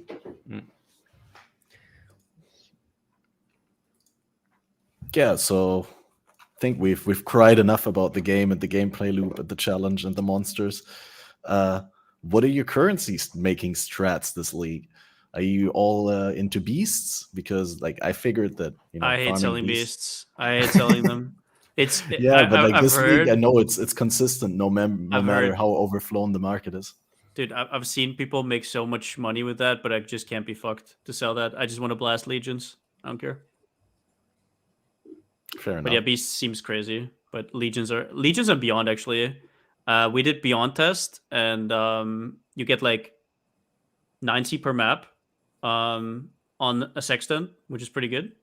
And the maps are like 2 minutes, so pretty consistent money, free money. For I think how many Atlas passive points? 5. Yeah, you don't need much at all. 12. Yeah, 12. Just pretty decent returns. Especially good now return. with being able to just travel across the tree if Yeah. you're on the blue side. Also, like that's just the currency, right? Just the tainted currency, not even counting how much like Delhi it adds or other currency it adds. So I think Beyond is actually right now pretty undervalued, at least for now. Delhi's down bad though. If we're not talking about Delhi orbs are fine, but Yeah. Delhi mirror is really down bad. Oh yeah, for sure. Like It feels not so good at the moment. the best way to use it right now, I feel like, is to get to 5 rewards real quickly. Get like free Delhi mirror, from the chance, and get like 1 or 2 Delhi orbs per map, and just like I always quit at 5 when you get the jump. That's exactly it. Yeah. And if you go Legion, you stop at 7. So it's like yeah. I mean, I tried Delhi mirror. It was really bad. I was getting like seven rewards in Strand, 7 or 8, which is really good. 7 or 8 rewards in Strand is really good. I was getting like average like 1 or 2 Delhi orbs per map. If you're not blasting these maps in like a minute, 1 or 2 Delhi orbs is just awful, right? It's like 14 chaos. It's like, it's very good. It's like, what am I doing, right? And it's like, so but Delhi's actually pretty good. Delhi's actually pretty good to just slam on One Ring Path right now, because you get really a ton of chance. I think you get to like 75 chance or something, and then the notables mostly just suck anyways on Delhi, so it doesn't really matter. Like I can't remember, is there other than the +1 on map completion, there's like not a single good Delhi notable, I think. So we're talking about Miriam, whereas like Delhi orbs, the notable. Oh yeah, Mira. Yeah. Delhi orbs are still cracked, right? Like friend of mine is just like spamming skitterings all day and just fucking... I did that for a little bit. It's really good money, but it's skittering orbs. Yeah. I still run Delhi. A lot of micro. I literally just blocked out every other league mechanic and just run Delhi mirrors, with the stream of consciousness, because I CBA like choosing my maps, I could go gamer. And I have like in 10 maps, I usually get like 8 Delhi mirrors. And I think like if you're just mapping without like really focusing on Delhi, you just no juice. You run in the marrow, like do your cemeteries and have this on top. And at the end of the day, I can easily bulk sell all the Delhi orbs for like 7-8 divines extra or something. It's just like a little bit problematic with the cluster jewels, in my opinion, because the majority of like the valuable cluster jewels are all item level 84 that you don't get in a normal tier 16 map. So that brings me back to the memories. Remember when we had like this? Oh, you can still get them though. You can still get them. Yeah, from like boss drops or something. From the rares, you can get them. Yeah, I actually got a few. Yeah, it's still rare in my opinion. Yeah. So I really miss those like watchstones, the unique watchstones from Cyrus and stuff, where you had like +1 map level, and you had like this T19 100% Delhi, where you're literally dropped like item level 86 plus stuff in the map and stuff. That was like really cool. I kind of miss this like opportunity to get like +1 area level and so on. Or if they would just scale the map level from like 83 T16 to like 84, for example, so you have like higher chance of getting actual 86 items and stuff like that. It would be quite nice actually.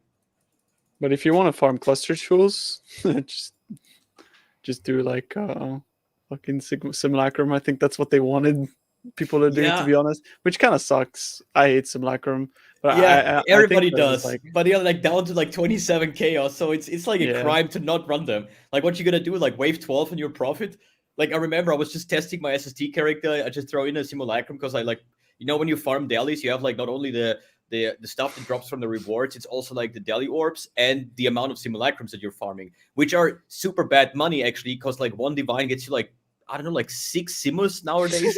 And I just throw them in because I wanted to test it, yeah, and like literally wave 15 or so, I just dropped like a prime coding resonator, the 4-socket one. Sells for like 35C or whatever, oh, Simo is paid, like rest is profit, It's like, not running Simus is actually a crime, but like I do this like every time, but I cannot force myself every league to do like a 60 Sims or 100 Sims project because it's so boring. I But don't it's still like like, if I'm literally desperate for currency, I'm buying a couple Sims and I'm just gonna run them because it is like Yeah. free money like all the time. But it's so boring, It's like the first like 50 waves. There would be a way to start on wave 15, for example, or wave 20. So you only do 20 to 30. Then maybe it would be interesting, right? But the first like 15 waves is like white tier maps, like this is, it takes like a minute per wave or like 40 seconds or something. It's like the bad part about it. I guess that's a good thing to say for like anybody that's like just starting the league and has a build that can even go to like wave 20, 23 even. When does the ID4 stuff start to drop? I think like wave 20 is when it starts, right? Yeah, like if you can make it to wave 20, you're already making money, like in Simus. So it's like a good way to like not even rebuild. It's probably less if you're than 20. Yeah, the like prices if you're of down bad. I mean, the price of Sims don't really matter. At like you don't do that many. You don't burn through that many Sims, so it's not really like Sims are not worth it because they only cost 40C, right? It's like the difference is like let's say you do 2 Sims per hour, which is pretty standard, right? The difference between Sims being 40C or being 100C is like negligible, right? Like what do you make per hour? 7-8 divines, right? If you're doing XP and everything right now, because XP isn't worth that much anymore. I mean, what's that like 120C gonna do per hour? It's like that's not gonna make or break it. So just because Simus are like cheap doesn't mean that they're worth it. But then again, Simus are always worth it. Like Simus are always money. It's like they're crazy.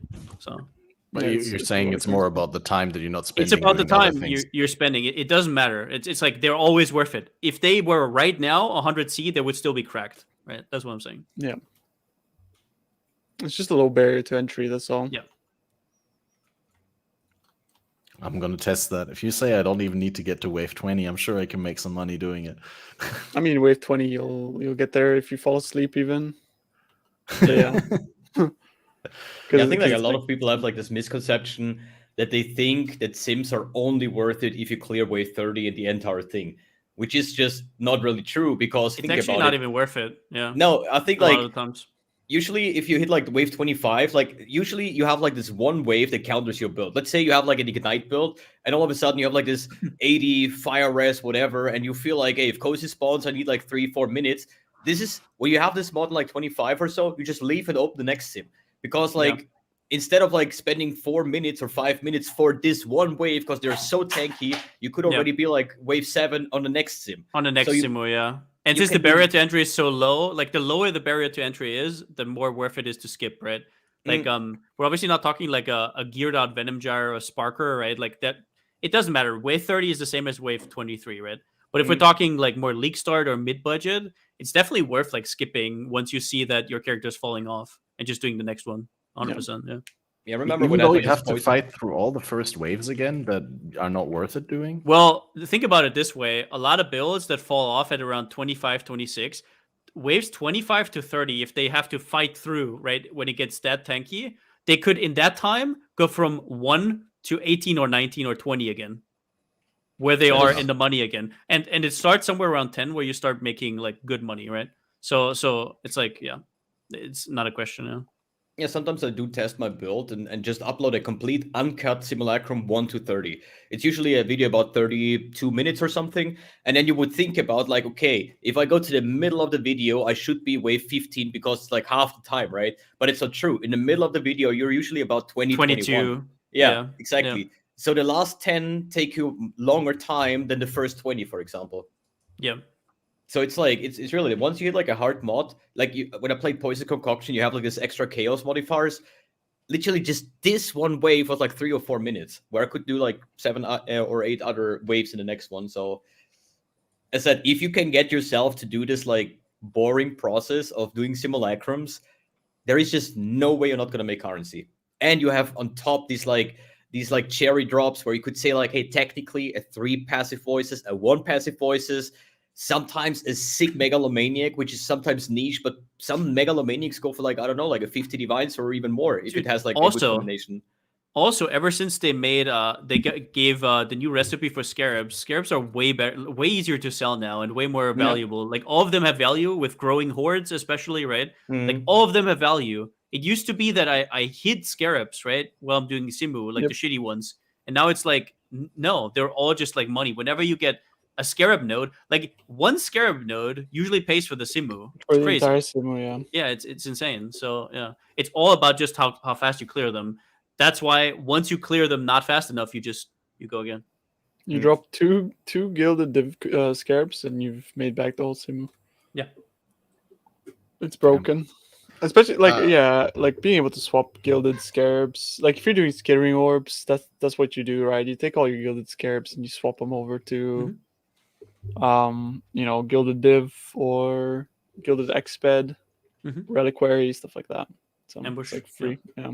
Ambush. Same with Deli Orbs.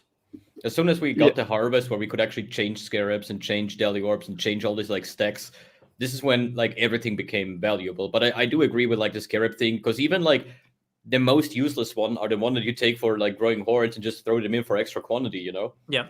You just recycle that bad stuff. And I think that's really good, because like honestly there's like, I don't know, like 30 different scarabs, and there's like 5 or 6 that are good, and the rest is like whatever. You know, it's like not existing, but now it is, so it's pretty good. I agree. I like it. Which ones I would love you say? growing hordes. I'm a growing hordes like fan. expedition scarabs for sure are good for the people spec'd into that. Div card scarabs. Bestiary. Div card scarabs for the thing. Bestiary, yeah, I just used that. I was surprised to see earlier like rusted bestiary scarab 1C only, and the polished is like 2.5C or something like that. Not even that much. If you think about it, that guarantees bestiary on every single map. And every Reliquary is also still money, right? Reliquary. Is it? Is it? No, It used to be trash, but I think nowadays with Mage Blood and these like chase uniques, maybe it is, but no, not really. Gilded Reliquary is worth like I think 7C or so. Yeah. Oh, then they're definitely worth selling. Yeah. Ambush is quite valuable, I think, with all this like Atlas passive nodes with like double drops from chests and stuff like that. It's like pretty good. Harvey's pretty whatever. Wait, Legion? No, nobody wants Legion, right? I think they nerfed Harvey this league, by the way. Like I'm tinfoiling, but man, like I did like 150 maps. I dropped 10 fracture, whatever. What are they called? Fracturing shards, yeah. Yeah, I dropped 10 fracturing shards. Damn. That's not good. Full juice or Sexton? Yeah, with this, well, it's like full juice. It's literally just Sexton and polished Scarab, right? It was just shit. I don't know. That sucks. I think fracturing shards should be more common, if you ask me. What are fracturing orbs these days? Like 5 divines? 5 divines or something? 6 or 7, I think. I'm not sure. That's correct. Because you look at like bows plus 3, they're like 29 or so. So divide that by 4, it's roughly the price, I'd say. But yeah, I need to check. I don't know how much they cost. I wish they would have something like an option on a crafting bench where you could just fracture a fixed modifier for 5 fracturing orbs on the crafting bench, because it's like RNG thing. You get like a really expensive. Needs to be at least 10 or so. It doesn't matter, but give me a chance that I can choose. You know how bad it feels if you have like this one, like let's say you have like a perfect 179 merciless mod on your weapon. You're like, I need this, you know, and then you end up fracturing like 13 fire res, and the item is dead because you cannot like imprint it back, right? Because like, no, you cannot imprint back fracture. A friend of mine actually made money making jewels, like large cluster jewels, right? Where 3 of the mods are good outcomes, and then he just like fracturing orbs them and then sells them for like 20 divines each or something, right? All he has to do is like chaos spam over and over until he gets at least 3 good outcomes, and he almost never breaks, right? You make pretty crazy money. I don't know if you can still do that. He did that on 12 passive minions, and he did that on I think 12 passive lightning or something. I can't remember, but yeah. Man, that's pretty just so degenerate. Yeah. Man, But yeah, I feel like currency PvE has based so many of these. being in your hideout. Yeah, please go. There's so many of these like weird gameplay loops that like Yeah. you think to yourself that are just like this could be done by a bot, and I don't think that's. I love it though. I think it's don't really. know. I think it's awesome. Like every one of us knows like these weird people who are never sharing their strats. They do the same thing every league, and it's just super profitable. But once they share it, it would be completely useless. Like I think that's fucking wild and funny. Yeah, usually those people share their strats when they found something even worse or even crazier, and yeah, they're like, then they share it. And, yeah, I'm going this next time. You can have my old strat. you can have my shitty strat now. Yeah. No. Flask rolling still so mad profitable. Like sitting in your hideouts and just spamming flasks until you get decent combination of tier 1 and tier 2 mods. I believe it. Yeah, I think something like that always retains value because there's just so few people who are willing to do that consistently, right? Most people would rather play the game. I was surprised how much money I made day one just like picking up I-84 flasks. It was actually kind of insane. Just like selling Jade, Granite, Quicksilver for like 10 chaos each was crazy. Also, Divine Life Flask now with Pathfinder.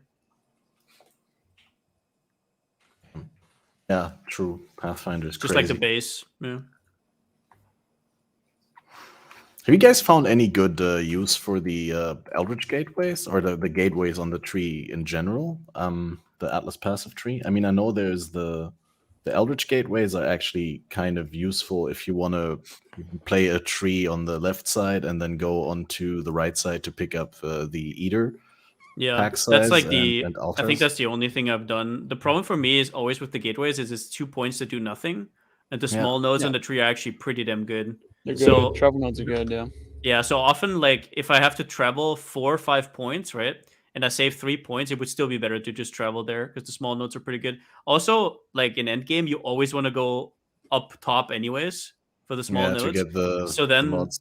so then the question is like, where's it actually good? I think travel nodes are like some of the best on the tree. Yeah, even exactly. the chance to duplicate map. So it's more for me a thing about like getting that early when you don't have enough passives, and then later I'm taking all the small nodes anyways. I don't like packing my maps with all these different things. Like my maps are not rainbows. It's like 2 colors, and then the rest is like just travel nodes, right? Like quant travel nodes. Yeah, like what I'm doing is I don't want to be doing like, yo, that'd be cool if I have like Legion and Exped spawns once in a while. It's like, nah, I just want to do like Legion and then have like boxes to press or something. That's it. So you just focus on one mechanic or like like usually like 1 to 2. or 2. Yeah. And then just like because if I'm like trying to min max that mechanic, I will be buying like sextants and stuff, and that's where the bulk of the profit would come from, right? Like 80 or 90% of your profit comes from that. So why would I spend time doing other shit, right? Yeah, I just want to run as many of that mechanic per hour. There's always one mechanic that's better than the other, and you would rather run more of that and also have map completion so you get the invitations and stuff. So it's like, yeah, exactly.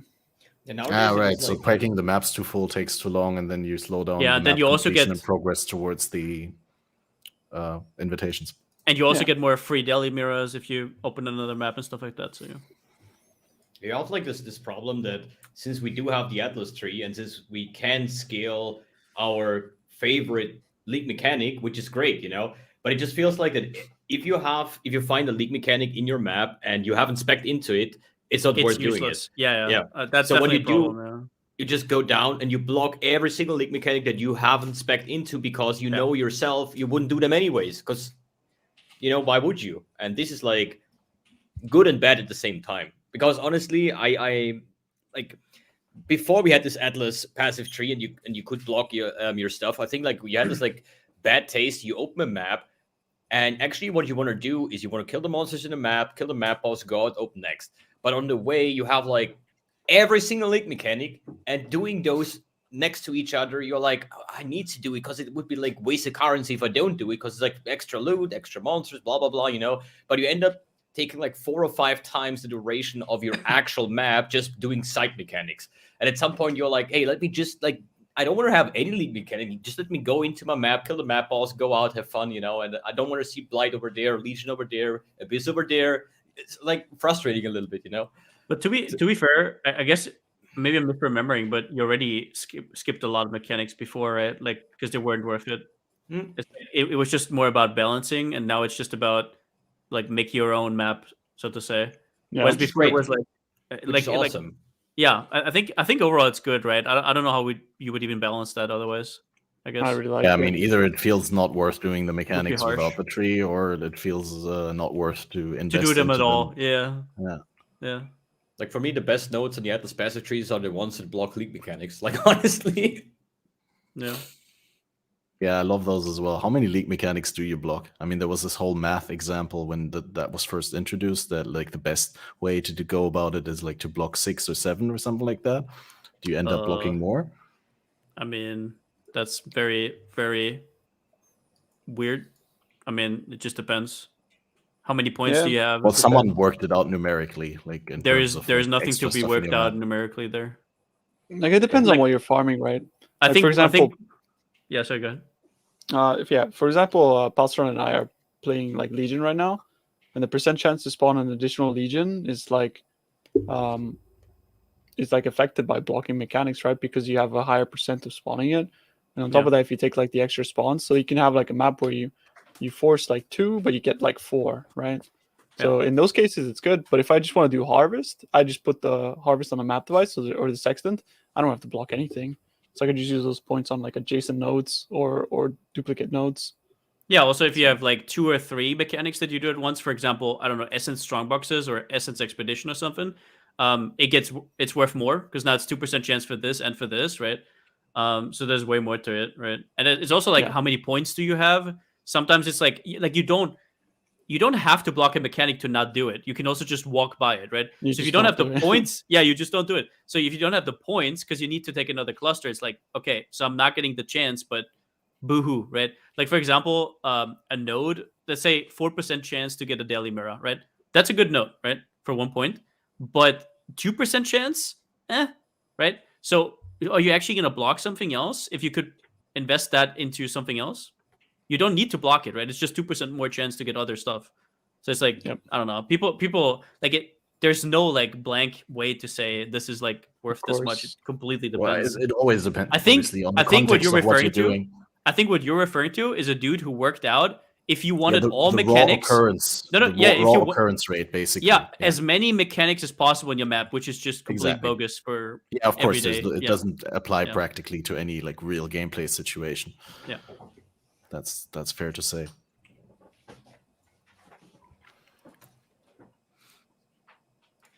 Yeah, I think the Atlas is in a pretty good state though in terms of like allowing us to run the content we want to run and stuff. I wish the TP would only take 1 point. If the TP would only take 1 point, like the portals, that would be insane. Yeah, that'd be cool, for sure. But I definitely think like this Atlas is it's been really a highlight of the last few leagues. Yeah, and I think it's really been like the thing that's been holding them together. Because I don't particularly feel like, Sanctum was great, but I don't particularly feel like the league mechanics have really carried the last few leagues. But really, it's just been the Atlas. My only gripe right now is that like it's been some time now that we've had this Atlas, and it'd be nice to get some sort of like some kind of like shake up a little bit. But that's I think a symptom of the fact that like the league mechanics themselves are not exactly popping off in terms of like, oh, I want to do this shit, like it used to be sort of like, I don't know, the last league mechanic that I could think of that was like super pog that I had to farm it was like, it's even hard to think, but like probably like Ultimatum. Sentinel, I think, think about it this way: 3.17, the tree came out, right? Like what I would have loved is, okay, 3.17, Arch and M, nothing to add, right? 3.18, okay, Sentinel. Now there's like 3 new Sentinel clusters, and we're gonna phase out like Torment or whatever, right? 3.19 comes out, Sanctum, and there's like Sanctum in the game. But the problem is they just stopped adding league mechanics, so the Atlas just kept being stale, right? So Yeah. if they Yeah. somehow figure out a way again where they could implement that, the Atlas would be hype as hell. Or make it like rotations where the Atlas tree looks different and you just have certain amount of league mechanics cycle in and cycle out, right? Every league. Yeah, but this is like the big problem. I had this like discussions on my stream so often. The problem is if you say you're an expedition, Andy, and all you care about is expedition, and there is this one league where expedition doesn't exist, you would just not play it. Because Yeah, hey, that's there is true. no expedition. That's true. You know, so that is There's like blight the big Andes. problem. Yeah. true. And you always have these like kind of people, like I think that Kobe Black Mamba is farming Delhi since Delhi League. Like the last 10 leagues straight, every league, Delhi, Delhi, Delhi. I think if there is a league where there's no Delhi, he would be like completely lost, man. You know, so you cannot like do that kind of stuff either, you know. But I think a lot of things has to do, even though Tinfoil had a bit, but PoE too, you know. Think about when was the last league mechanic going core? And I'm not talking about items Touch got analysis. into the core. It was actually expedition. Afterwards, Yeah. Scourge. What happened to Scourge? I mean, now we have Beyond Scourge, you know, but the league mechanic itself is gone. Then we go over 317, Arch Nemesis. In, out, in, out. I think they still want to slowly get it back in, you know, like this kind of thing. But the league mechanic itself, how it worked, is gone.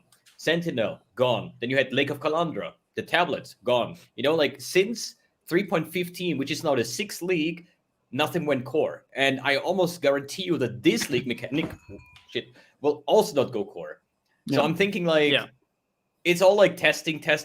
We all know PoE2 will save everything, you know, and it's gonna be great and whatnot. But I don't think, or I don't believe that this league or next league or the league afterwards is gonna be anything super crazy. I don't really think that they want to invest time to actually get league mechanics into the game right now, to get them into the core game, to revamp the Atlas passive tree, because they need to do that then, you know, so I hope you're right. Like, 350 was the last thing was actually going core. Think about it this way. Like it's like Ultimatum, I think most people loved, right? It's so simple and it was just fun, right? I think Sentinel was mostly beloved, right? Like Recombinators were nice, but I thought about this the other day. Even if Recombinators weren't a thing, I think I would still like Sentinel quite a bit. It would still be top 5 for me. Great blasting mechanic. Yeah. Tons of rewards. Calandra directly, no delay. Now, Calandra I could do without, right? But I think Calandra, the league mechanic itself was shitty, but the base game being shitty made it as shitty as it was, right? Like, I think the league mechanic maybe could have been saved, but whatever. Let's leave that out. But then we also have Forbidden Sanctum, which people loved. So there's like 3 leagues that people absolutely loved, where before you could definitely feel that. After a league, they would feel out how did people like it, and if they liked it, they put it in. Now it feels like they just blanket don't do it anymore. So I agree that it could be that. It could also just be that they want to focus now on making league mechanics stronger than they used to. Maybe that's why we like them so much, because they shake up everything so much. But they just say afterwards, we don't want to deal with the balance, and we're just going to sort of like rotate it out and make it a fresh experience every single time, right? That could also be the case. I mean, for Ultimatum, they specifically said they're waiting for a good time and place to make it come back in a way that makes sense. Well, Ultimatum kind of that kind of makes sense. Yeah, exactly. It's already kind of in the game, right? Like if they bring it back, it's well the trial. But think about it another way. How impactful those things were. Like for example, they have to bring back Sentinel and Recombinators. How are they gonna bring back Recombinators and balance it without being OP, right? Second thing, think about Sanctum. Another item slot, right? Okay, that's power creep as hell. Crucible, bring that back. Trees on your weapon, your shield, and maybe your helmet. How are you going to balance that? There's so much power creep on top of power creep that I think my theory, where they just like discard them afterwards and they just want to make everything fresh, is more likely than them bringing all of them back. Yeah, I mean, we're getting into the phase of like, I think league mechanics are mostly becoming like, and I talked about this as well, like with my chat a bit, but like it's borrowed power, and I'm like, I know people are like very divided on this. But my opinion on borrowed power is that it's good, because in a game like Path of Exile, you can't really keep adding power onto the game without bricking the game really, like, and getting to the point where everything has to be blanket buffed again or whatever the hell. So I think the way that they're just tackling power creep just by giving us like something really cool and powerful every league, but then taking it away at the end of the next league. But I think like still like when you compare like the uniques we have now, the items we have now compared to, I don't know, say like 312 or something, like the builds have been stronger than they've ever been. Yeah. Outside of like Headhunter Self Curse, of course, right? But yeah, I mean, like obviously they've buffed monsters to compensate for that too, so it doesn't really feel like that. But once you get to like end game, things do get pretty powerful. Like in every league we have, as long as we have like a powerful system to engage in, I think it'll feel fine as long as like that system itself is like Pog. I feel like the problem that I have with it, I wish they, whenever a league is over, they would put it in the main game and then rotate an old one out, because I feel kind of bad engaging with the league mechanic so much like I did in Sanctum or in Sentinel. Like I was super all in on it, but then my knowledge kind of is lost immediately, which kind of feels bad to me. It's kind of like it was always the way where you engage with the league mechanic, next league that's going to pay off. There was a lot of times in the past where I was super engaged in league, for example, Heist or something, or Delhi before, where you learn a lot, and then next league, even though you have to have like a Scarab for it, or it's a lot less chance, knowing that mechanic will get you like a lot of currency, right? Because you now true. understand it, and that is kind of missing right now. So I wish they made it so it phases out slowly, but they phase out older ones first, right? I wish that was kind of the way they went about it, but yeah. Yeah, I was gonna say then it has to compete, like the new league has to be stronger than the old league, but that's not exactly true, because when something goes core, then it occurs also far less frequently than the new league, right? So if we Yeah. now had Sanctum at a 10% spawn rate, then the people who don't like this league and who miss Sanctum would still have something to do in the game, but at the same time it wouldn't like have to compete in terms of rewards with Crucible. Yeah, you kind of have to make actually the league mechanic always superior to everything else, because this is the main point why we enjoy the new league, because there's new stuff to do, right? So what happens if you bring a league mechanic that is not that engageful and that is Crucible? Like honestly, like if I ask 100 people, hey, how do you like Crucible? Like, oh wait, is that the league mechanic? Like they don't even they never interact with it. So they feel like, hey, if I don't play the league mechanic, I'm playing standard. Do I want to play standard? No. So let's wait for next league. So they are like forced to make the current league mechanic as good as possible, mostly like outshining others, so people actually come back and play the game, right? And there's nothing wrong with that. I feel no, like absolutely the not. current But league should always be the most interesting, the most rewarding. Yeah, but like I think the they most failed powerful this thing. time around. And what I I don't would think say so. about I don't think so. Like, look at all the new builds. Like, there's zero chance I will ever play Rolling Magma again in my life. Like, yeah, the I reason 100% agree. like But exploding, like look at the person- builds, right? Look at all the builds that are now possible. Like, there's like 30 new builds because of the Crucible trees. Yeah, it's easily. not like, whereas other league mechanics are more obvious because they're in maps and they're in your face. It's now about like build making. And while I get that some people don't care about builds, it's like it's just as other people don't care about crafting, right? Some people don't care about crafting, so in crafting leagues they don't get. It's like a cycle, but the league mechanic is still there. It's just different, right? It's still there. It's just not a mapping mechanic, quote unquote. I 100% agree with you, but gameplay wise, I think it's just not there, right? It's not enough. Yeah, there's definitely something missing, but I'm just saying that playing standard is just, I can't agree, because like the amount of crazy builds that are out there is insane. Like there's so many ideas where I'm like shocked nobody has done it yet. It's insane. Yeah, and this is because like a lot of people are not this way. Like if you're like newer to the game, let's say this is your third league, for example, when do you actually start making your own builds? When do you actually start figuring out, wait a second, I could combine this and that item?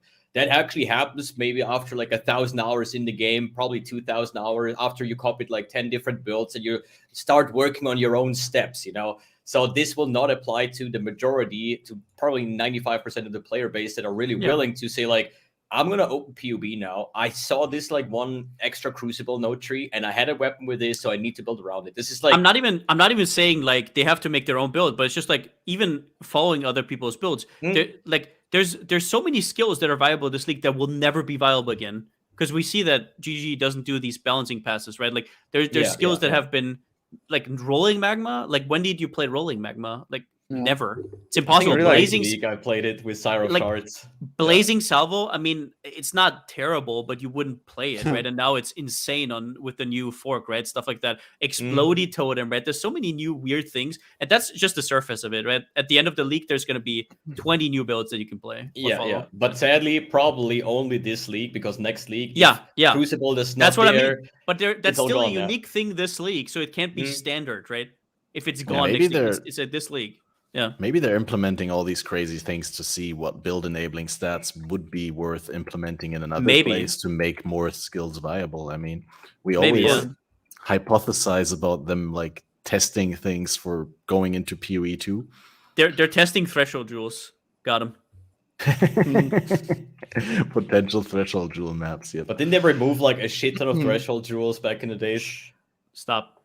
Okay, maybe they're just making place for new ones. Maybe. Yeah, exactly. Bring back Spark Nova. But I still think like the base game itself. Isn't that unbuffed though? That you now have it on Helmet Chant? Yeah. And you get fun. a jewel socket? Yeah. Yeah, -3 proj is fun. Yeah, but you get a jewel socket. With this amount of insanely strong jewels, it's like every build kind of has to have like 10 jewel slots nowadays. Because like Forbidden Flame, you have like Storm Shroud, you have like this new vision thing where half your spell suppression, you know, you have like Grand Spectrums. Like I could easily, like every build that I play right now, I wish I would have like 15 jewel slots. Because they're so powerful, unique jewels in this game. Every second build on PoE Ninja that has Forbidden Jewels shouldn't have Forbidden Jewels. They should just have like crit multi on their jewels. Everybody's missing crit multi, and everybody goes for these like mid-tier Forbidden Flesh, Forbidden Flame jewels. It's crazy. Yeah, but now even like with the adaptation to the Grand Spectrums, which I think are amazing, with like minimum friends. You can't run them. Insane. You just can't run them. Yeah, but this costs like 3 jewel slots. Forbidden Flame Flesh. You want to have a Watcher's Eye. You want to have a Storm Shroud. You know, and you're like, where is the space? Do I need to run like all voices to fit in like a rare jewel with corrupted blood? You know, it's like, it's funny. On some builds now, you think like, I need a cluster just because I need an extra socket. Yeah, exactly. Like literally today when I made my bleed bow, I'm like, I need more jewel slots. So I opted off like, okay, less life. I need to path down here because I need this. You know, I need another large cluster jewel just to get 2 jewel slots. You know, so yeah. And that pisses me off though, because corrupted blood exists. That shit needs to go. You have a mastery that for shit it. is annoying. I mean, bro, like not everyone can take the mastery. Like evasion builds, like I don't know. Yeah, I don't know. It's like it's kind of annoying. Like I don't like these binary like you lost, lol. You know, like it's like oh get a jewel. Like I don't know. Yeah, I mean, that's kind of the same as with the investing into mechanics, right? Like, if you make them not good enough, then no one's going to feel it's worth investing into a mechanic. If you make them too good, then people don't feel it's worth to run a mechanic if they're not invested into it. In the same way, I'd rather have a world where, you know, I'm struggling to get enough jewel sockets because jewels are so powerful, and I have to decide, do I put like a rare jewel or this unique or that one, or like a pair of forbidden jewels? And like, yeah, because I only have so many sockets, I kind of like that pressure. I don't mind that too much. I love it. Another question I wanted to quickly ask out of curiosity. Well, undoubtedly, this league has a lot of effect on the way how the game is played from an economy sense point of view, or from a build possibility point of view. So it does permeate the league. But how do you feel in general about opt-in leagues, like mechanics that don't really do anything? I mean, this hooks also a little bit back to the balance that we were talking about earlier, where map bosses feel like they're non-existent versus the league-specific mobs, which often are stronger than pinnacle bosses, and they're in your map. But a reason why they're so strong is that GGG has decided at some point in the past, we're going to make all the league mechanics, or most of them, opt-in. So like you have to click the thing in the map, and that makes it so that people can't really complain if it's like really hard, because it's optional. You don't have to do it. So but the last league that I think wasn't completely opt-in, I think, was Betrayal. That's how far it is back, right? Like everything else was always you click something in a map, or you walk over something, or you interact with something in a certain way, and otherwise you're playing standard. Do you think that that's generally a good thing? Would you like to see more mechanics that permeate through the game without opt-in, or do you think that's the right decision? So you can see a clear pattern, for example, from Reddit saying this league mechanic is like standard, right? Which is just not true on the surface level. That I think in general, it would be better for us not to have opt-in, to like basically just like, I don't know, throw the league mechanic over people's heads so they can actually see it, right? Like with the new builds, it's like, hey, we have new builds here. That's the league mechanic, right? But people don't see that without you showing it to them, right? So I think opt-in in general is worse. However, opt-in is the safe option, because now if your league mechanic sucks and everybody can't opt out, you're screwed, right? So they go for the safe route, but the better version would always be you have to engage with the league mechanic. Otherwise, people don't even understand what's going on, right? Like, for example, like this league is standard, and then on the same vein, everybody posts like Explodey Totem pages, right? Like ×10. And I'm just like, do you understand what do you mean? So it's like, I think opt-in is generally worse, but it's so unsafe. Like if you don't have your league mechanics on point, you're screwed. Yeah. But I think it goes back to, again, the league mechanic side of things, like the Crucible trees. That shit is amazing. That's like one of the coolest things we've gotten in forever. I think it's cooler than like any of the mechanics we've had since, like I can't think of the last one that I like better than this in regards to like build diversity and being able to come up with cool shit, new interactions, because that's fun as hell as a build creator. But in terms of like, I'm in the map, I click the thing, I wait there, and then I spawn fucking Exodia, that doesn't feel good. That sucks, yeah. Yeah, and that's why people are like, oh, it's standard, because it just doesn't feel good. But like, I completely agree with you on the build side of things. It's like the best thing ever. Yeah. About this like standard talking, right?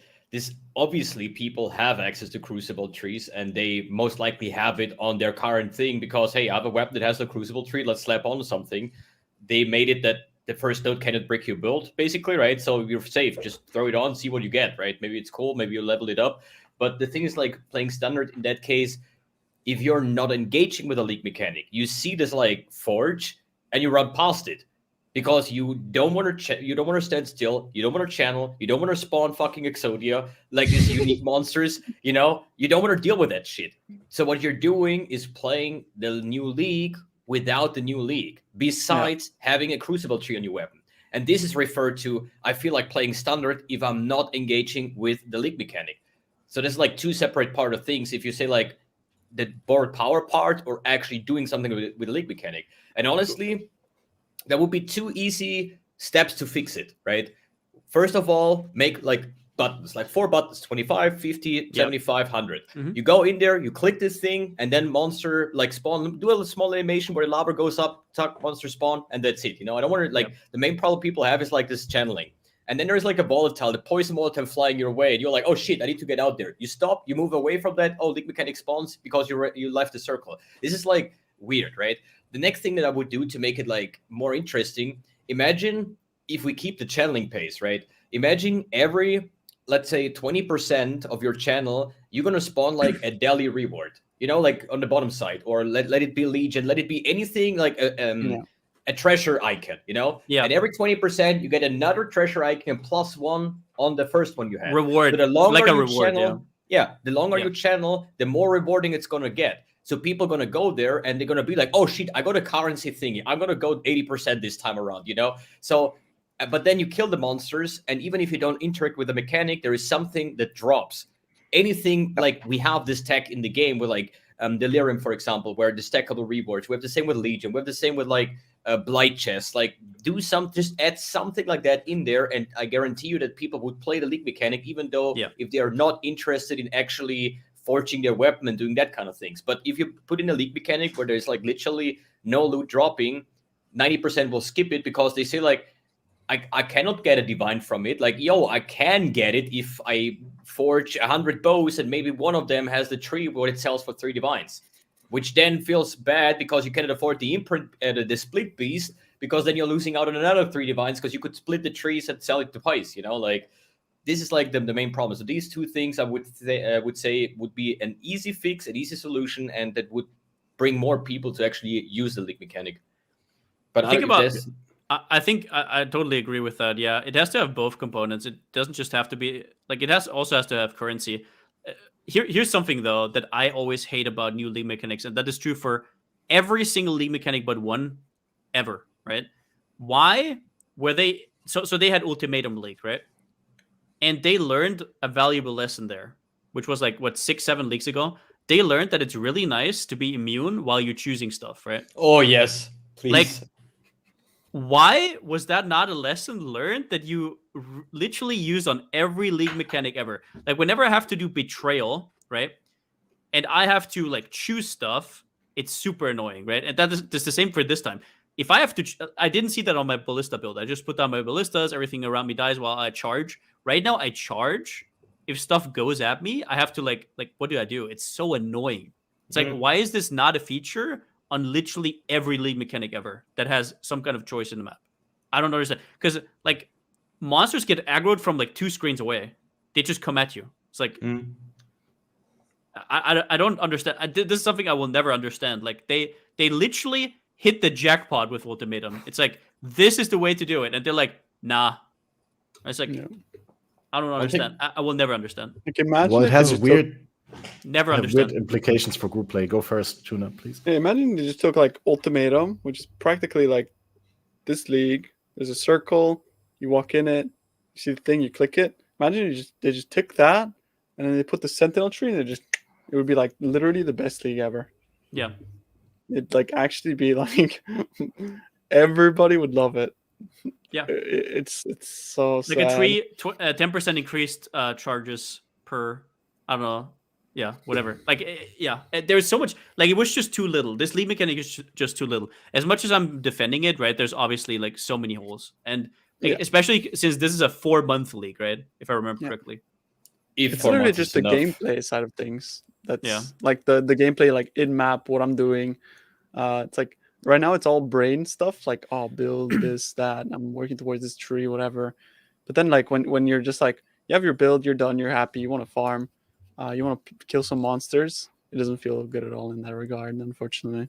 I was kind of hoping that after week 1 or week 2 we get like it was in Sanctum, we get another content badge extra. a little bit. Yeah, a little extra, but I don't know. I don't think it's gonna happen anymore. Be holding my breath for too long now. Yeah, that's a really unfortunate one. I also expected that, with the Sanctum, I thought they were setting a precedent there, that they're purposefully like keeping something to add to the league that just is some exciting one. Like, because what happens a lot is the blasters get to the very top end content and explore everything really early. But if you keep back some of the content, then you get everyone into the league first. Everyone gets on the same level first with the help of the content creators. And if they then add on something like with Sanctum, the unique relics, right, that allow the challenge runs and stuff like that, then you got something that is new for everyone 2 weeks in. Whereas normally, like, someone who plays full time would already be done seeing everything and explored everything after 2 weeks. Yeah, I liked it. I like that.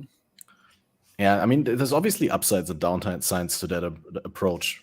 Purposefully holding back content, but I feel like this patch could have really used some, and it's kind of scary seeing that this league is going to go on for 4 entire months until after ExileCon, and all we've gotten since patch 3.21.0c was bug fixes and acknowledgements of bugs or things not working properly.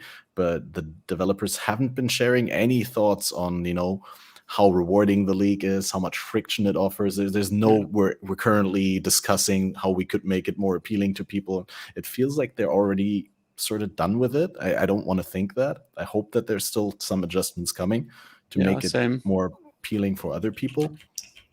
But at this point, I feel like it's already, like, if they wanted to just add generic rewards, similar to MB Extreme's suggestion or what I just showed on stream, Neversink's tweet in the beginning, like after the launch weekend, had a very similar suggestion with currency on the bottom. And I mean, it's really intuitive. We already have the reward symbols from other leagues, right?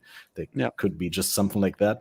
I think that the biggest problem is just, for many people, the overwhelming build possibilities are great, but they're not compelling enough as like a carrot on the stick at the very end. They're too far off to warrant engaging with the mechanic in every single map, especially because the average return seems to be so bad.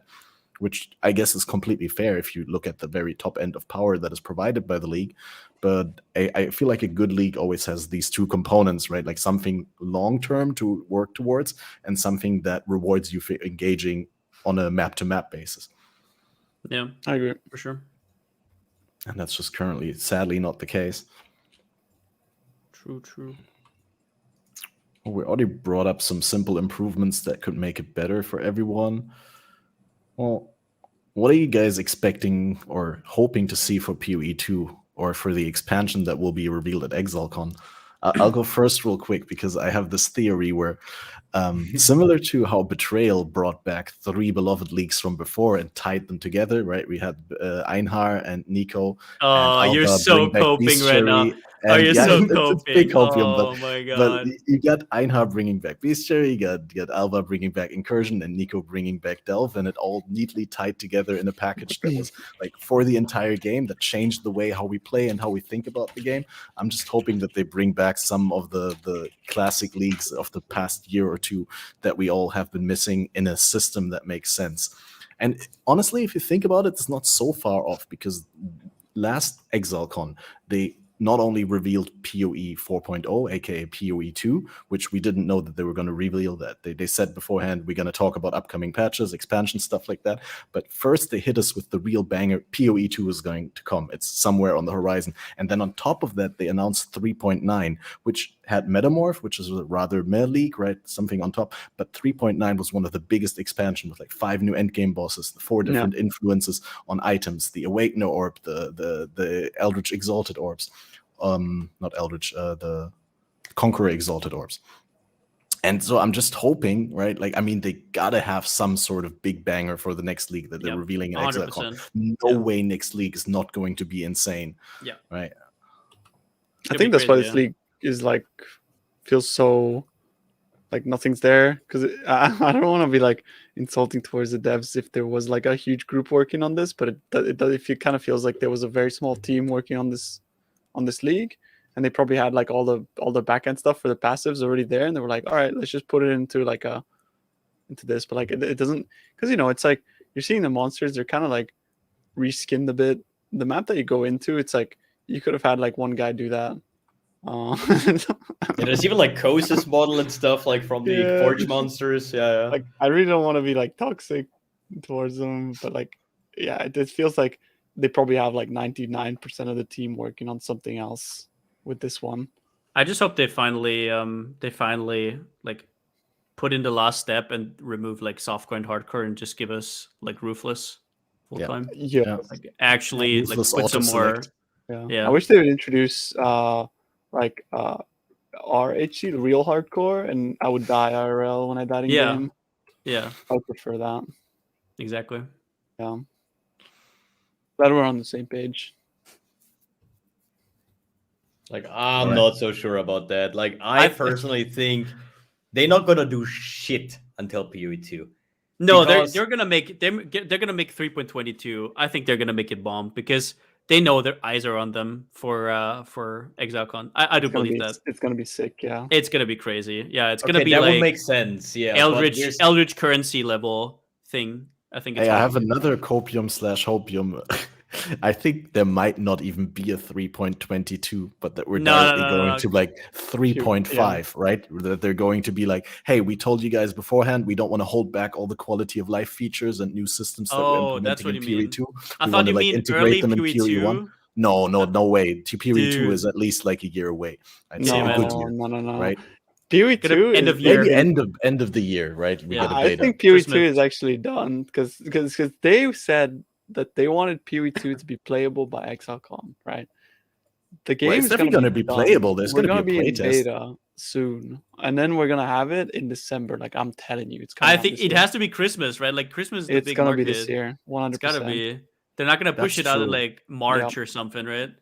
And that's not a cope. Like it's soon, man. It's sooner than people think. I think so. So, right? It could even be next league, dude, but I highly doubt that. Nah, I doubt that it's next league. They don't have enough time for him to test it because they actually do want to have a beta, right? So it has to be like sometimes after ExileCon, but it wouldn't surprise me like if they just came out and said like, yeah, like the game's done. And but you're totally right. That's why I think that it just feels like the last few leagues haven't been like all there, right? I think we've all felt that like it's like something's missing. It's like we know what they can do. it just feels like we haven't been getting that lately, and it just I mean, feels that like they're was. working 110% on I think that's what they fucked up in Arch Nemesis, right? Like they tried to do something with their B team that they shouldn't have, right? Like rebalancing rares is like super intricate because it affects the whole game. That was always my thing. I thought like they probably could have pulled it off, but I don't think they thought about it enough, right? Like I think that's what the whole Arch Nemesis stuff was about. So yeah, I totally believe that.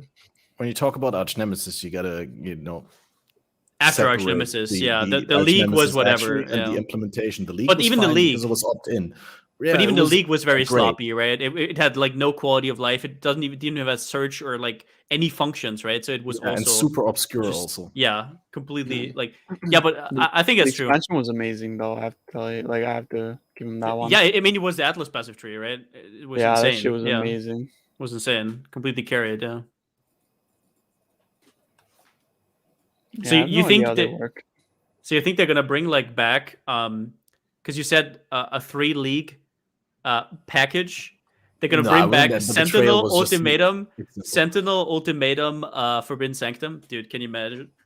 I wish they would also Oh bring my back God. Synthesis. That would be great. I mean, Synthesis what is if they long would just gone, bro. That's drop the gone, bomb dude. and It make was like such a good alternate build your own dungeon system. like imagine they Oh, would you bring the just mean bomb the and just memory? release everything with Yeah. No. like Everything Legacy at League. once.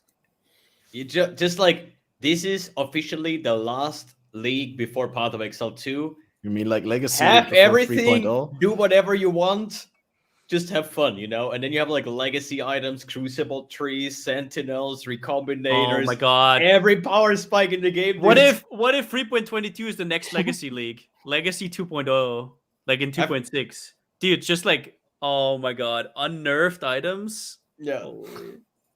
Give me. Legacyist. Dude, Legacy 2.0. It just like get like legacy chaos 1k life, get like some harvest, like what is it, tailoring orbs on it, like increased life on top. They're don't know, never like- gonna bring back the 1k life counts, even though it wouldn't even be strong by today's No, standards, it right? was strong back in 2.6. It was strong, but now it wouldn't be strong at all. It would be like, it would be decent. Yeah. Just give me shape shifting and Javason and I'm fine. Like honestly.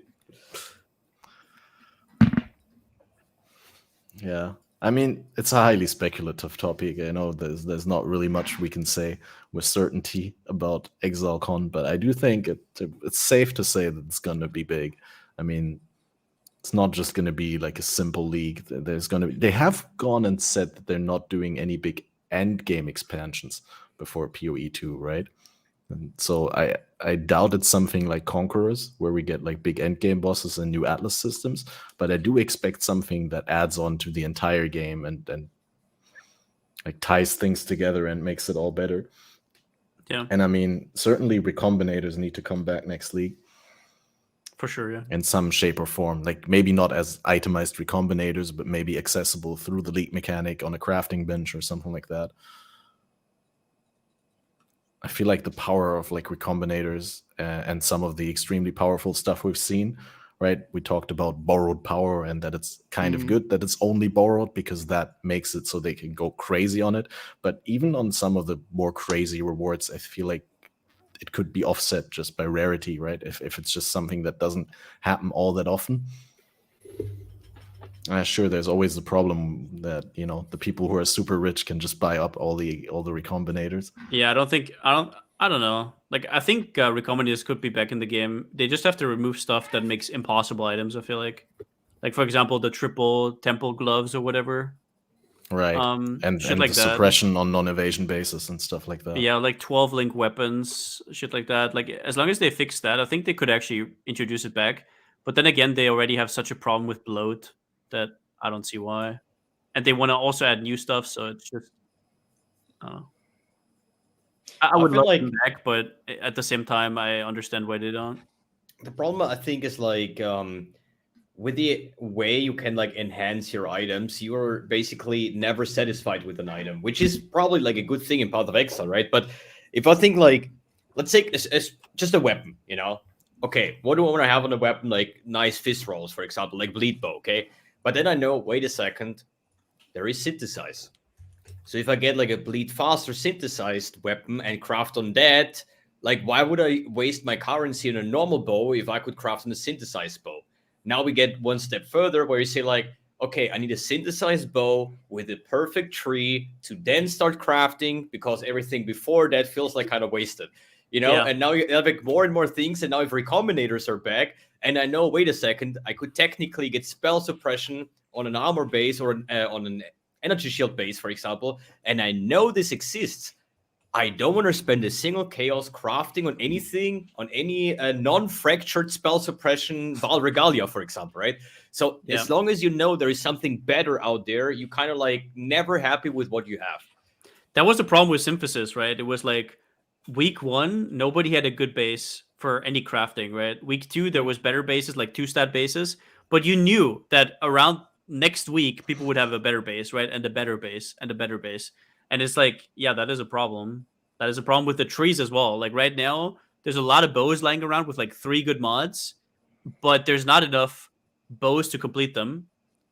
So are you going to mirror them? Because you can't really do the tree after you already crafted, because you need the imprints to get the tree done. So do you wait for your mirror tier item, or do you do it right now and you have like a scuffed mirror tier item that's like outdated in a week? It's like, that's always a problem, yeah. But it's like also the same with like what Catmaster said. You have this like groups of crafters even, you know, that say like, okay, there's like 5 or 6 of these groups that are usually crafting all these mirror tier items. They have infinite currency, like really hundreds of mirrors. All they need is the right item. And then they have somebody, like, remember last league when they had this like change the synthesized modifier and they bought off every single imprint beast in the entire game. And if you as a normal player would say like, hey, I could imprint this before I throw my Awakener orbs together, you know, and maybe be lucky, you go to market, you see the cost of an imprint beast and you're like, nope, I'm not going to do that. Yeah, like YOLO, whatever. Same is like with, how often did you try to heist enchant your weapon with like increased physical modifiers, speed modifiers, and so on? Yeah. I think 99% of players don't even know that this orb actually exists, you know? And I once had this, and I had like one guy that was like a bulk seller, right? And I literally bought like, I think 50 of these, like, what is it, tailoring orb? Or what's the other one? Or, yeah. Yeah, so I bought 50 of those for, I think, 300 divines, you know? And then every click you do is like 7 divines off the, like, down the toilet, right? And you're like, I don't want to click, I don't want to click, I don't want to click. Because what happens, all these like mirror tier crafters, they buy every single tailoring orb they can find because they know, hey, I'm gonna need it in like 3 weeks anyways if somebody has like this crazy one base synthesized with all the imprint beasts, and like you kind of cannot like really enjoy that basically as a normal player, but you know? No. It's kind of like sus. Yeah, that makes sense, but I think there's a solution to that if it's not itemized. You know, the same way as it was with Harvest. I think Harvest could have easily stayed in the game. It was great for new players if they had just restricted it to the acts, right?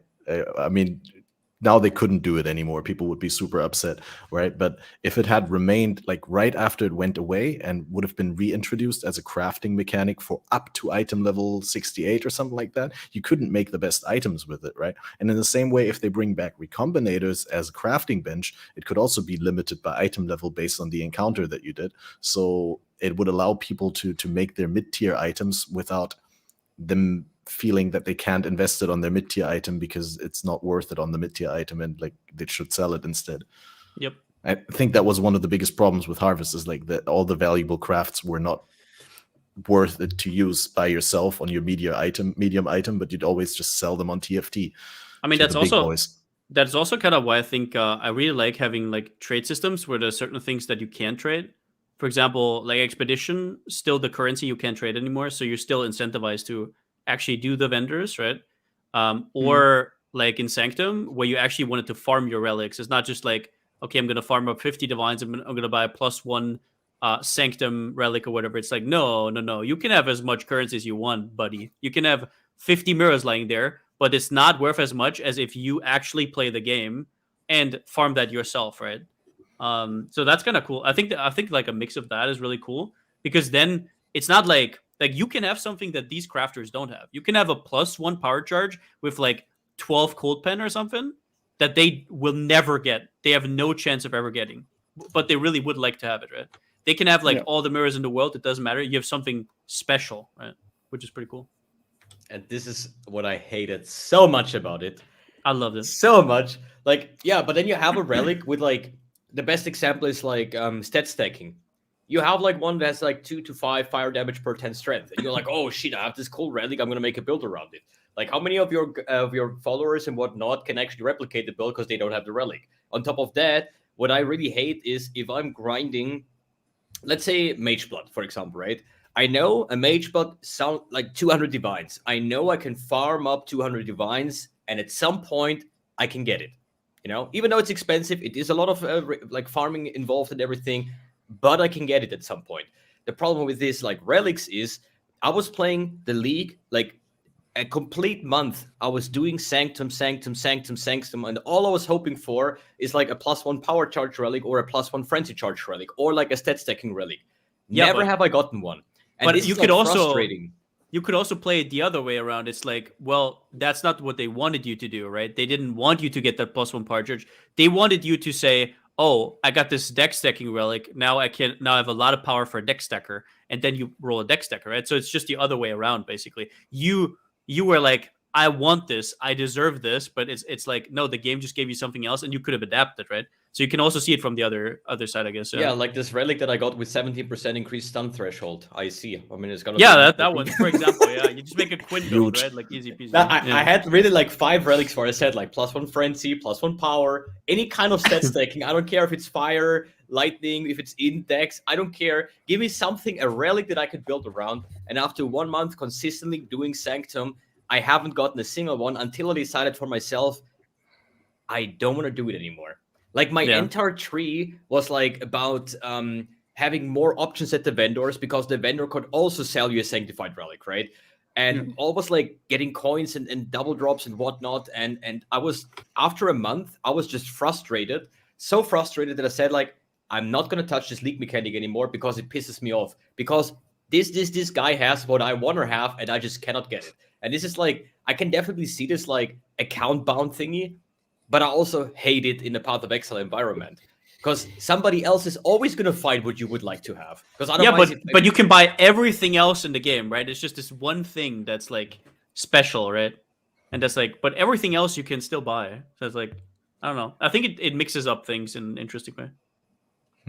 And you probably got the sanctified relics that you were talking about, right? No, not at all. For one that you didn't get. No.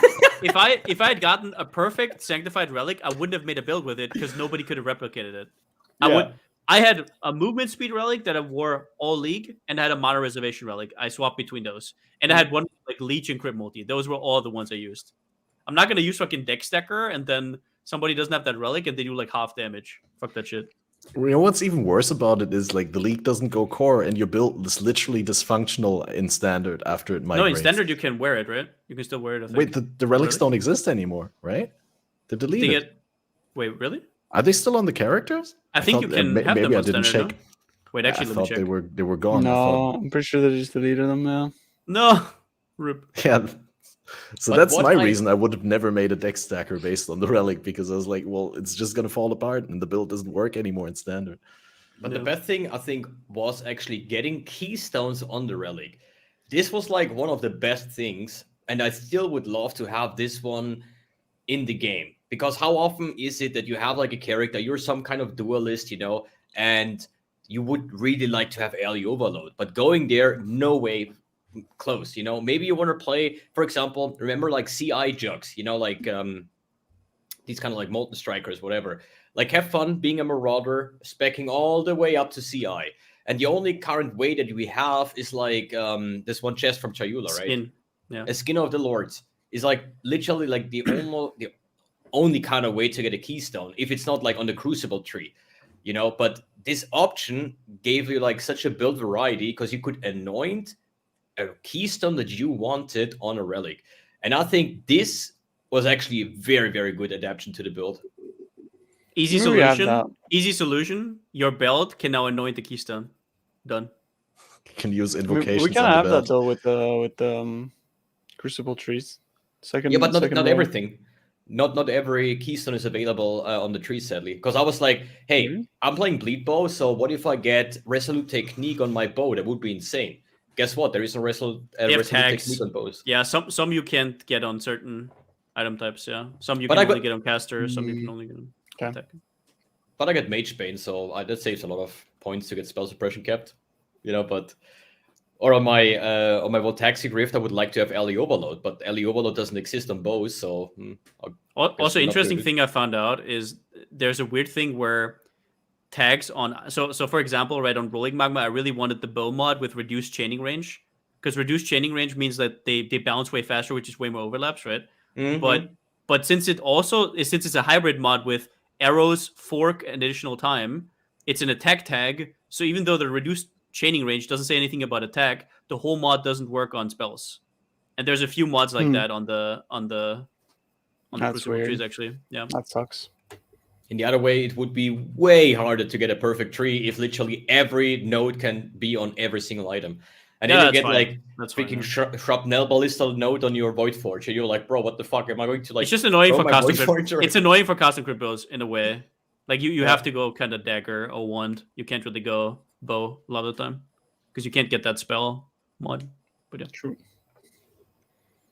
Yeah, that reminds me of something that I only noticed like a while in, is that some of the combo nodes that have an upside and a downside, the upside is actually global, whereas the downside is local. And like specifically the base crit and crit multi, where crit multi is global, you gain crit multi, you lose base crit, but you don't care about the base crit. You don't care. Spellcaster. Yeah. It's just on your weapon. Yep. Those are huge, yeah. I didn't understand that in the beginning, but now it's like I look at a lot of things a little bit differently. But yeah, we're already at the 2-hour 20-minute mark. I don't want to. Also, one thing I just want to mention. Oh, yeah. One thing I want to mention just for the boys is because people were surprised that about the Rolling Magma build, because I stacked 3 times the mod, right? That you can actually roll it on helmet. The PUEDB doesn't show all the mods that can roll on helmet. Just FYI, there's mods that you can roll on helmet, but it doesn't say there. Really? Mm-hmm. Yeah, the fireball mod isn't there, for example. The Rolling Magma mod, yeah. But one thing, since I watched your video, you said that these keystones, since you were running like 3 times the Magma AoE one, right? On your weapon, on your shield, and on your helmet. But you said these mods were multiplicative with each other. Because you said in your video like 700% more AoE, and you say like, okay, I have like this 100% more AoE mod 3 times, and I'm like, bro, it's 300, not 700. What the fuck? No, it's multiplicative. It's crazy. And you're like, it's multiplicative, and I'm like, what the fuck? Why would that be multiplicative? It doesn't make sense.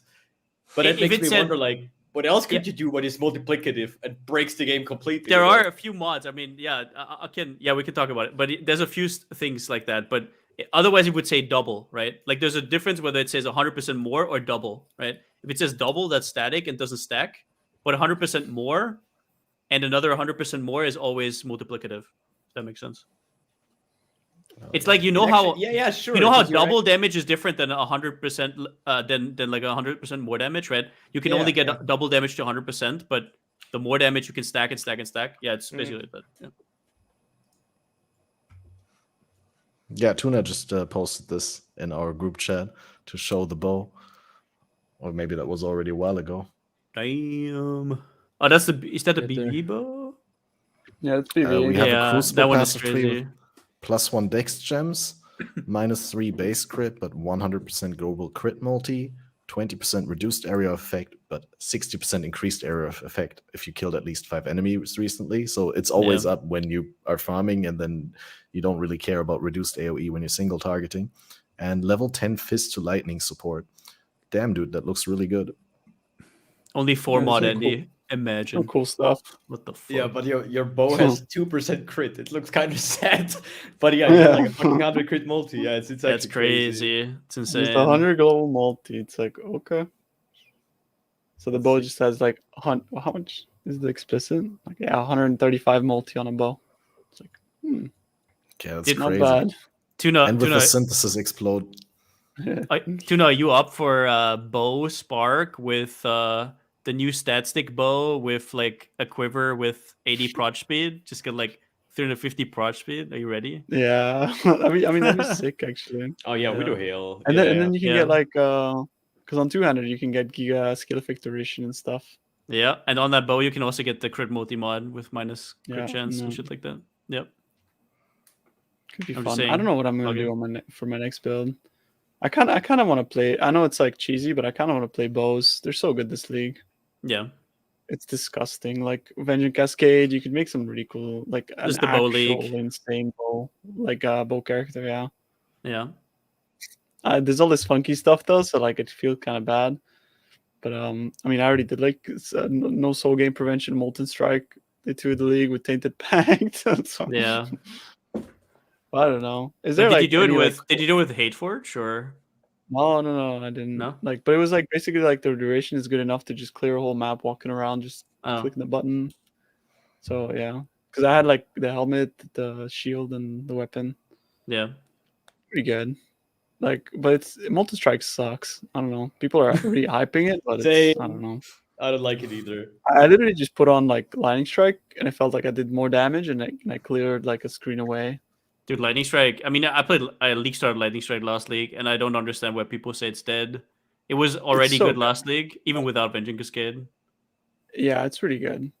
It's it's mostly really good. the fact that you can't hit single targets twice anymore with like both the hit and the No, you projectile. still right? Can you still can. Or wasn't there like some sort of bug that No, they fixed what you that mean? made it The stronger bug than that it they was supposed fixed?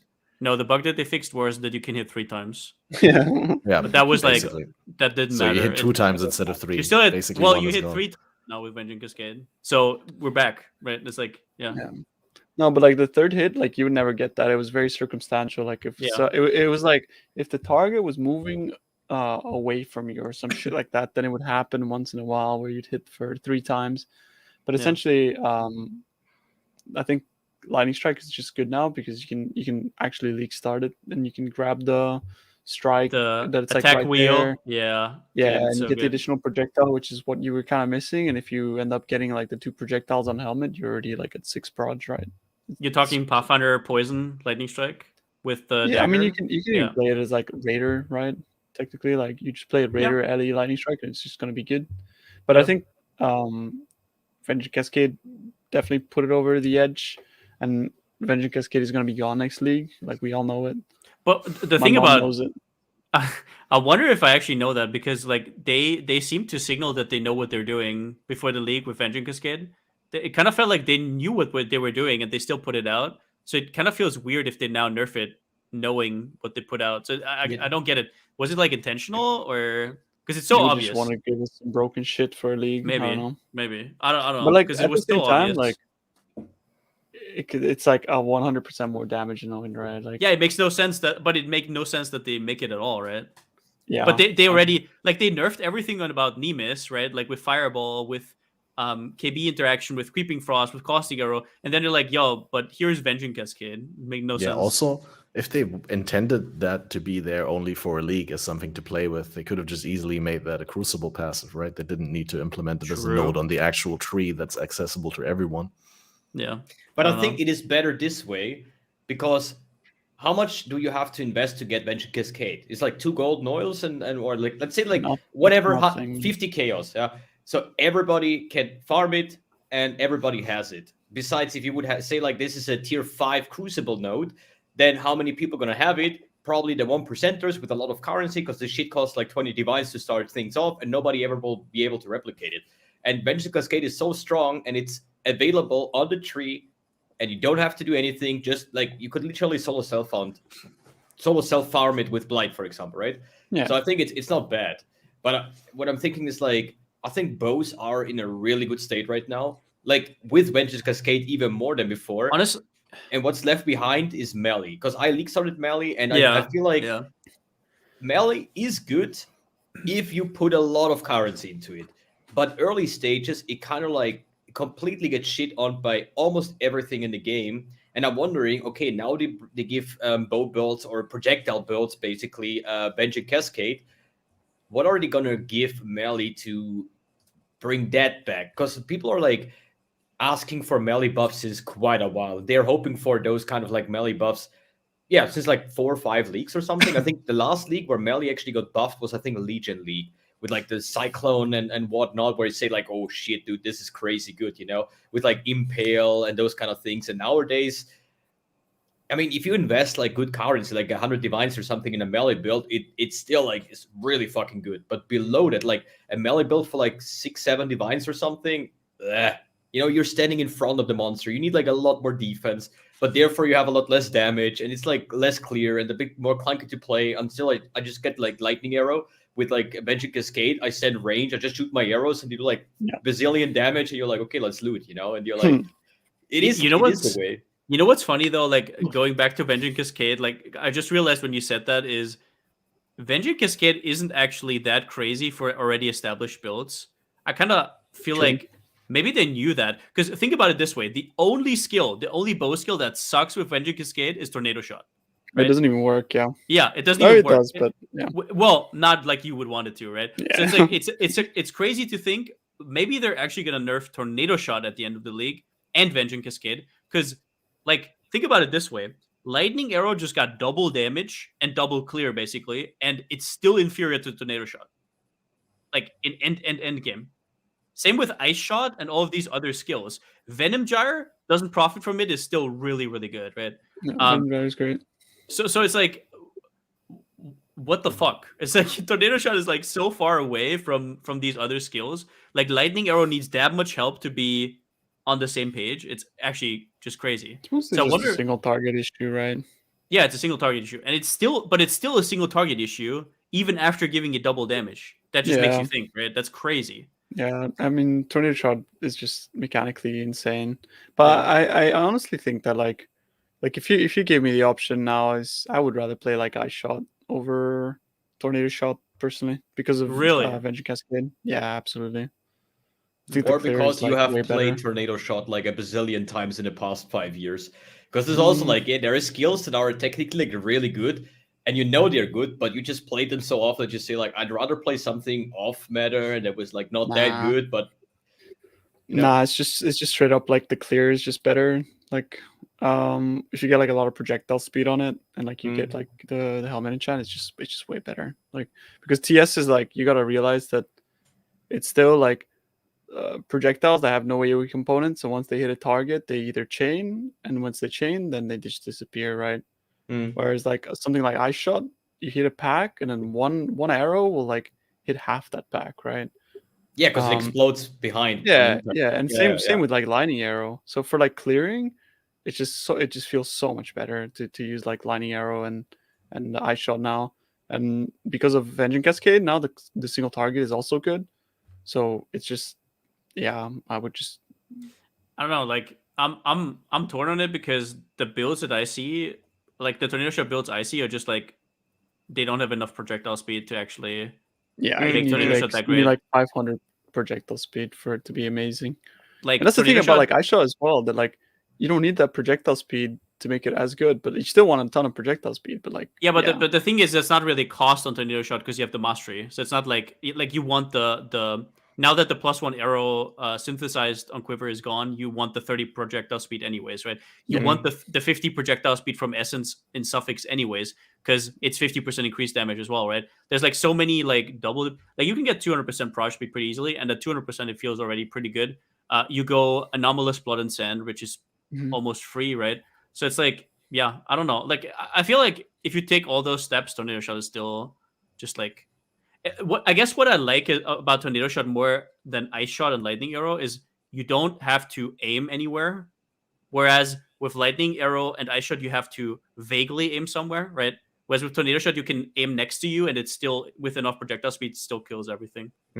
Honestly, you don't have to aim anymore, like because of Avenging Cascade. Like that shit goes everywhere, man. Once you get like a decent maybe I'm amount wrong. I haven't played it yet. Maybe I'm wrong. You just shoot forward and they come back to the like they just go everywhere. Does Lightning Arrow have a Celestial Transmog like MTX? Not. That's true. Tornado Shot has. So the good skills have Celestial Transmog. It is what it is, So BB doesn't have Celestial Transmog though. Just go automate on Herald Effect and you don't see it anyways. Doesn't matter. True. All right. Yeah, any specific builds you got your eyes on that you want to try out that you can disclose without messing the market up for you? MV Extreme, maybe? Like Tuna already said what he's excited about, so I thought that would be a good closing round. Well, honestly, as of right now, I'm really want to get this bleed bow going, and honestly, I think it. For me personally, I don't want to abuse any Crucible trees. You know, I'm obviously going to make a nice bleed bow with a Crucible tree, added physical damage, whatnot. But I kind of know that Rain of Arrows right now is definitely better than like Split Arrow, just because the Crucible modifier and all this like scaling and whatnot, right? Yeah. But I kind of feel like I want to make a build that does all content.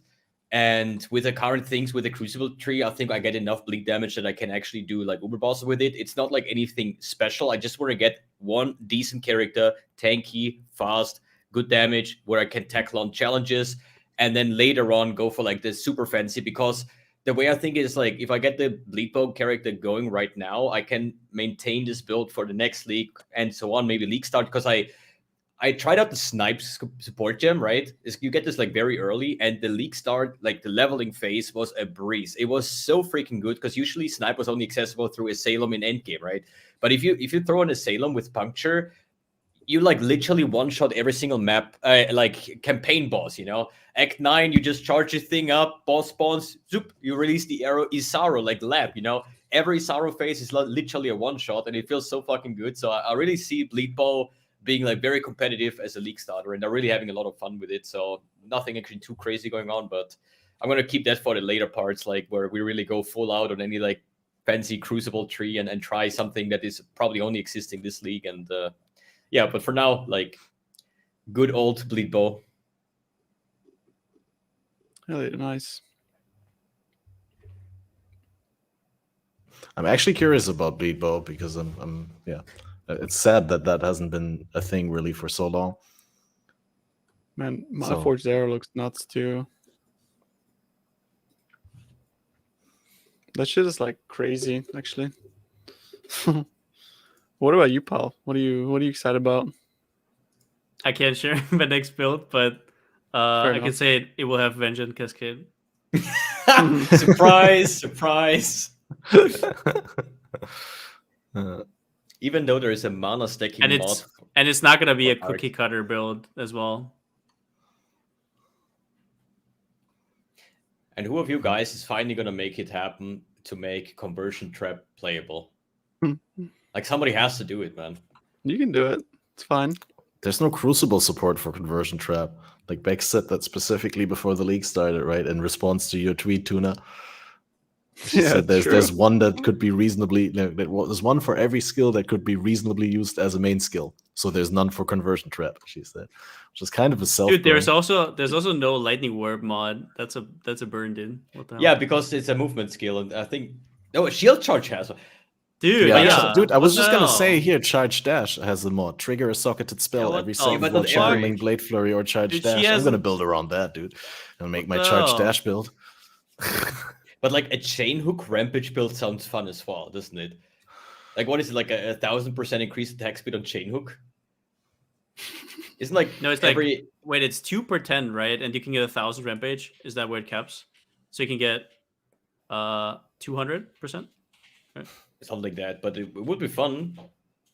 Probably No. it's gonna be bad, but Just I get mean, the chain rampage hook- mod as well. Just get the chain hook rampage mod and rampage on the same weapon, right? Easy peasy.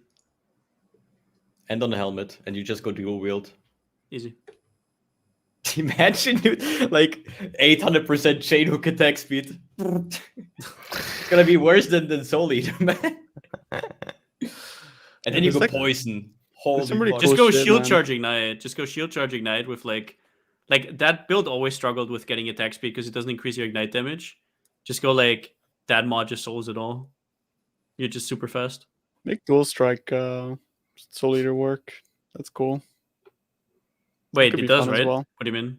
Yeah, but I mean, make it Make good. it work. Yeah. Yeah. That'd be cool. Yeah, it's gonna be a lot of like fun builds, as Pulsar said before. Like the later the league goes on, the more crazy builds come up, you know. And if Mhm. like when it was just like Exploded Totem coming up, it wasn't a league starter thing. Like literally, like I don't know, like 3-4 days, somebody's like Poison Oh, bro, I get Artillery, it. right? Poison Artillery. Like I actually POB'd Poison Artillery before the league started, but I was like, no shot it's gonna be easy to get. I can't league start with this, right? It's gonna be bait. And then I realized it's so fucking common. And it's just such a good league starter, it's cracked. Yeah, but then they come up with like exploded totems, which is like, what the fuck? So we're just like week 2 of the league, right? So now we're hitting week 3. So who knows what build comes up like next week? So yeah, it's gonna be interesting if we're gonna like discover something crazy or somebody else is gonna discover something. But things gonna happen, you know. Maybe like some mana stacking, since there's like some mana stacking, extra cold damage, arc mod, and somebody's like, oh, let's stack mana and see what happens, you know, like. I don't know. I genuinely think you'll see some crazy Mana Forge stuff coming up. Like, people have already done that with the prismatic attribute stacking stuff, but the multipliers on that shit is broken. As long as, like, you figure out, like, the balance between, you know, like, getting it to trigger consistently without it feeling like shit, then it's going to be insane. And also spending enough mana, because you know how it is with mana builds. You've done a shitload of those MBX. So it's always a pain in the ass, but once you get it working, it's, like, really strong. The most annoying part is that so much support is like on hero now with Arcane Search, and it's like spell based and cast speed and stuff like that. But you can get around that with like Wilma's stuff, theoretically. Yeah, true. Like I don't want to spoil anything, but you can do. I mean, yeah, people already know you can do some sick shit. For sure. Yeah, Search feels like shit though. Wait, Search? Trade? Well, no, like having lost Surge on like literally everybody Surge. except for Hyro. Yeah. Oh yeah, that's true. Yeah, I mean, to be fair, I've heard from people that it's actually a buff for league starters because like the cast speed makes the skill feel a lot better. More damage early is like meaningless. It's just also, like an increase. Yeah. Also, without like clusters and stuff, you don't have that much cast speed on the tree, so it's actually like a more multiplier, right? Quote unquote. Yeah, exactly. Yeah, like cast speed is like super strong early. Yeah, for sure. I like the change actually. I think like most people said they like the change. I actually want to try like I think Ball Lightning. I would love to try like Mana Stacker Ball Lightning for like league starter for next league maybe. Would be pretty cool. Okay. Yeah, don't want to play this league because the Crucible support for Ball Lightning is non-existent. Yeah, I'm just gonna play vanilla. Right. Yeah. No, I definitely want to agree with the cast speed feeling super good early. Like I said, I started Animate. Oh, Weapon, you started? I started with Animate Weapon. Yeah. It would have been awful if I played as Necro, but with in the Guardian, you get the guaranteed onslaught if you have 5 nearby allies. So it feels okay, right? I use that, and I use my Divine Blessing haste and a flask with suffix cast speed in the beginning of the map to wind up my 16 weapons that I got. Not quite there yet to get the level 25 for the 17 weapons. But yeah, I would have killed myself already and rolled a new build if I had to cast that without the perma onslaught. You know what's funny? What I just compensate somewhat. How? You know what's funny? What I just remembered. I looked up some custom crit builds on PoE Ninja, and there's people who still run Arcane Search Synthesis rings on cast on crit because they don't know that they've changed. No boy. Lucky dice. So if you're one of those and you hear this, you've been called out. Classic. All right, this has been a continuous thing. How do I say weapon wrong? Like, what am I doing? Like, this has been brought up in the past. It's the same guy, but like everyone says I'm saying weapon wrong. What am I saying wrong? Can you guys correct me on that? Yeah, I mean, we got no native speakers on the panel. Weapon. Say it again. Yeah, it's weapon. Weapon. It's weapon. What do you mean? Weapon. Yeah, exactly. I'm weapon. It's a weapon. Yeah. You know, I hate when people actually say an avocado. You know, it's an avocado. Who says that? Yeah, it's an avocado, man. Avocado. Yeah. Everybody knows that. I can't. You get your weapon and you slice up the avocado. And avocado with my knife. Knife. Dadger. With my dadger. Danger. Right. So, yeah, I was going to do like a little segment where people ask questions from chat, but it doesn't seem like there has been a whole lot of questions. There's one that was about the Blood Notch immutable force interaction. I don't know. Is there a lot to say about that? I know there's a video busted by Captain Lance about it. Yeah, I think it was first made by Void. which is also content creator. So dude in my chat, he's a pretty smart guy, and it's pretty OP. Basically, you're just like you're just regenerating a ton of life with Progenesis or Petrified Blood plus that jewel, and you basically immune to everything but one shots. But what people don't realize, by the way, which I just did on my custom crit, is Immutable Force is actually like stun immunity on stuff like Cyclone. Even it's like you can't feel the difference with 900% or 1000% stun block recovery versus being stun immune. You literally can't feel the difference. The only skills where you feel a difference is stuff that you actually have to charge to full, like what's it called, fucking Divine Ire or something. You see that you get back to one charge and stuff like that, right? But on everything else, you will not feel a difference, not at all. So for one jewel socket, you can be stun immune on most builds, just even outside of that combo, right? Just FYI. Just two more jewels to put in the tree next to the other 20 that I already need. Right. Yeah, no, it doesn't. It does stop the channel of Cyclone for like, I don't know, you wouldn't even recognize it. Like I tried it out on PvP, and the proc rate is still exactly the same on Cyclone, at least. Now, I don't know. I haven't tried it with. I only tried it on my 5k life character. I'm talking about a normal character, right? But you literally don't get. It's like because custom crit builds always struggle, especially assassins and stuff, always struggle getting stun immunity on Cyclone. But now you don't have to struggle anymore. You just go one jewel and you're fine. Yeah, that's so awful that they removed the stun immunity from Cyclone. Yep. They also removed it. Like, it was on the tree on the cluster between Shadow and Witch. There was the tolerance, it's called now. I don't know whether it had the same name, but you literally had poison avoidance, bleed avoidance, and stun avoidance there in the same place. And now the stun avoidance is not there anymore. It was so easy for me to get stun immunity there. You have that cluster now, but it's now like next to Ranger. There's a new cluster with stun block recovery, right? Yeah. But yeah, you wouldn't want to take that anyways. You just take Flask, or if killed recently on boots, if you want to. But I think the jewel is really, really good for like most builds. Yeah, well, it only targets like let's say top skill tree builds, because I was like, hey, I could put this in on my dual list, for example, right? But then you're like, okay, where is the first energy shield mastery? There is only like very far top side, so it's not accessible for like dual list or anything. Well, yeah, no. But what I wanted to say is, if you use Immutable Force just for stun immunity, you don't even need that node. Is what I mean. Mm-hmm. You know what I mean? But yeah, like the stun tech, yeah, it's a little bit weird. Also, you still get one shot and stuff. Especially if you go Petrified Blood, you will still get one shot.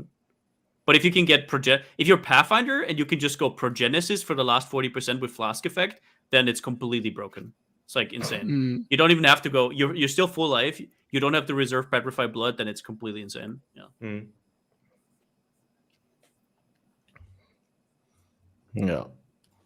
Well, I guess we've addressed everything else that's come up. I mean, we did talk a little bit about item drop balance. There's not too much to say there, I guess. And you guys have been going strong for the past 2.5 hours, so I wouldn't want to keep you here any longer unless you feel there's something that you still want to bring up. But otherwise, I think this is a great time to round things off. I want to thank you all for coming onto the podcast. It was a pleasure to discuss, and you also did great making up for Balor's obvious lack of sleep. Shoutouts to Balor Mage, probably there next time. What the fuck? What the fuck? No, I received a message from Balor in the meantime. I mean, he's up. He was just too shy to join late because he was like, well, don't want to be there for just the last 10-20 minutes, right? But that was 2 hours ago. No hard feelings. There's literally one league where Lightning Arrow is actually good and Baylor isn't here. That's crazy. Yeah. Right, fair enough. Right, so guys, make sure that you support these awesome creators. Go to their videos, click the likes, click the comments, go throw them Twitch subscriptions and all of that. I heard you guys have also been picked up by an org independently from one another, where you guys are posting some POG build guides and stuff. Maybe people can find that on the internet. It's called Max Roll, I believe. And we're pumping. Yeah. There's probably going to be a lot of content coming there from you. So looking forward For to that. sure. Yeah, was great to have you on once again. For the people who want to follow the podcast, you can obviously subscribe to be notified when the next one comes out. There's always fated.fyi/next. That's a web short link that will forward you to the countdown to the next episode, and it will update it right after this one. Currently, it forwards to the countdown for this episode. And then, of course, the next episode is already planned. It's going to be 3 p.m. on Wednesday. That is the Wednesday, the 26th of April, and we're going to be joined by Zizaran and Karn, and maybe also some other people. We'll see. And until then, I hope you have a wonderful rest of your league. I hope you get like some great stuff done with the knowledge that you may or may not have gained from this podcast. That motivates you to continue. And That's until a then, creepy ass music. Yeah. well, I try to make it as Fuck. creepy as possible. Sorry for interrupting. It's like Slender Man, dude. Well, it's called Frightmare. It's from the Nice. YouTube audio library, guys. Check it out. Awesome guy, Oh, yeah. Jimena Contreras. Anyway, until the next Shout out to episode. that. Yeah, shout out to that Bye-bye. guy, dude. Thanks for having us Uh, on, man. Thanks for having us. Peace Bye out. bye. Bye.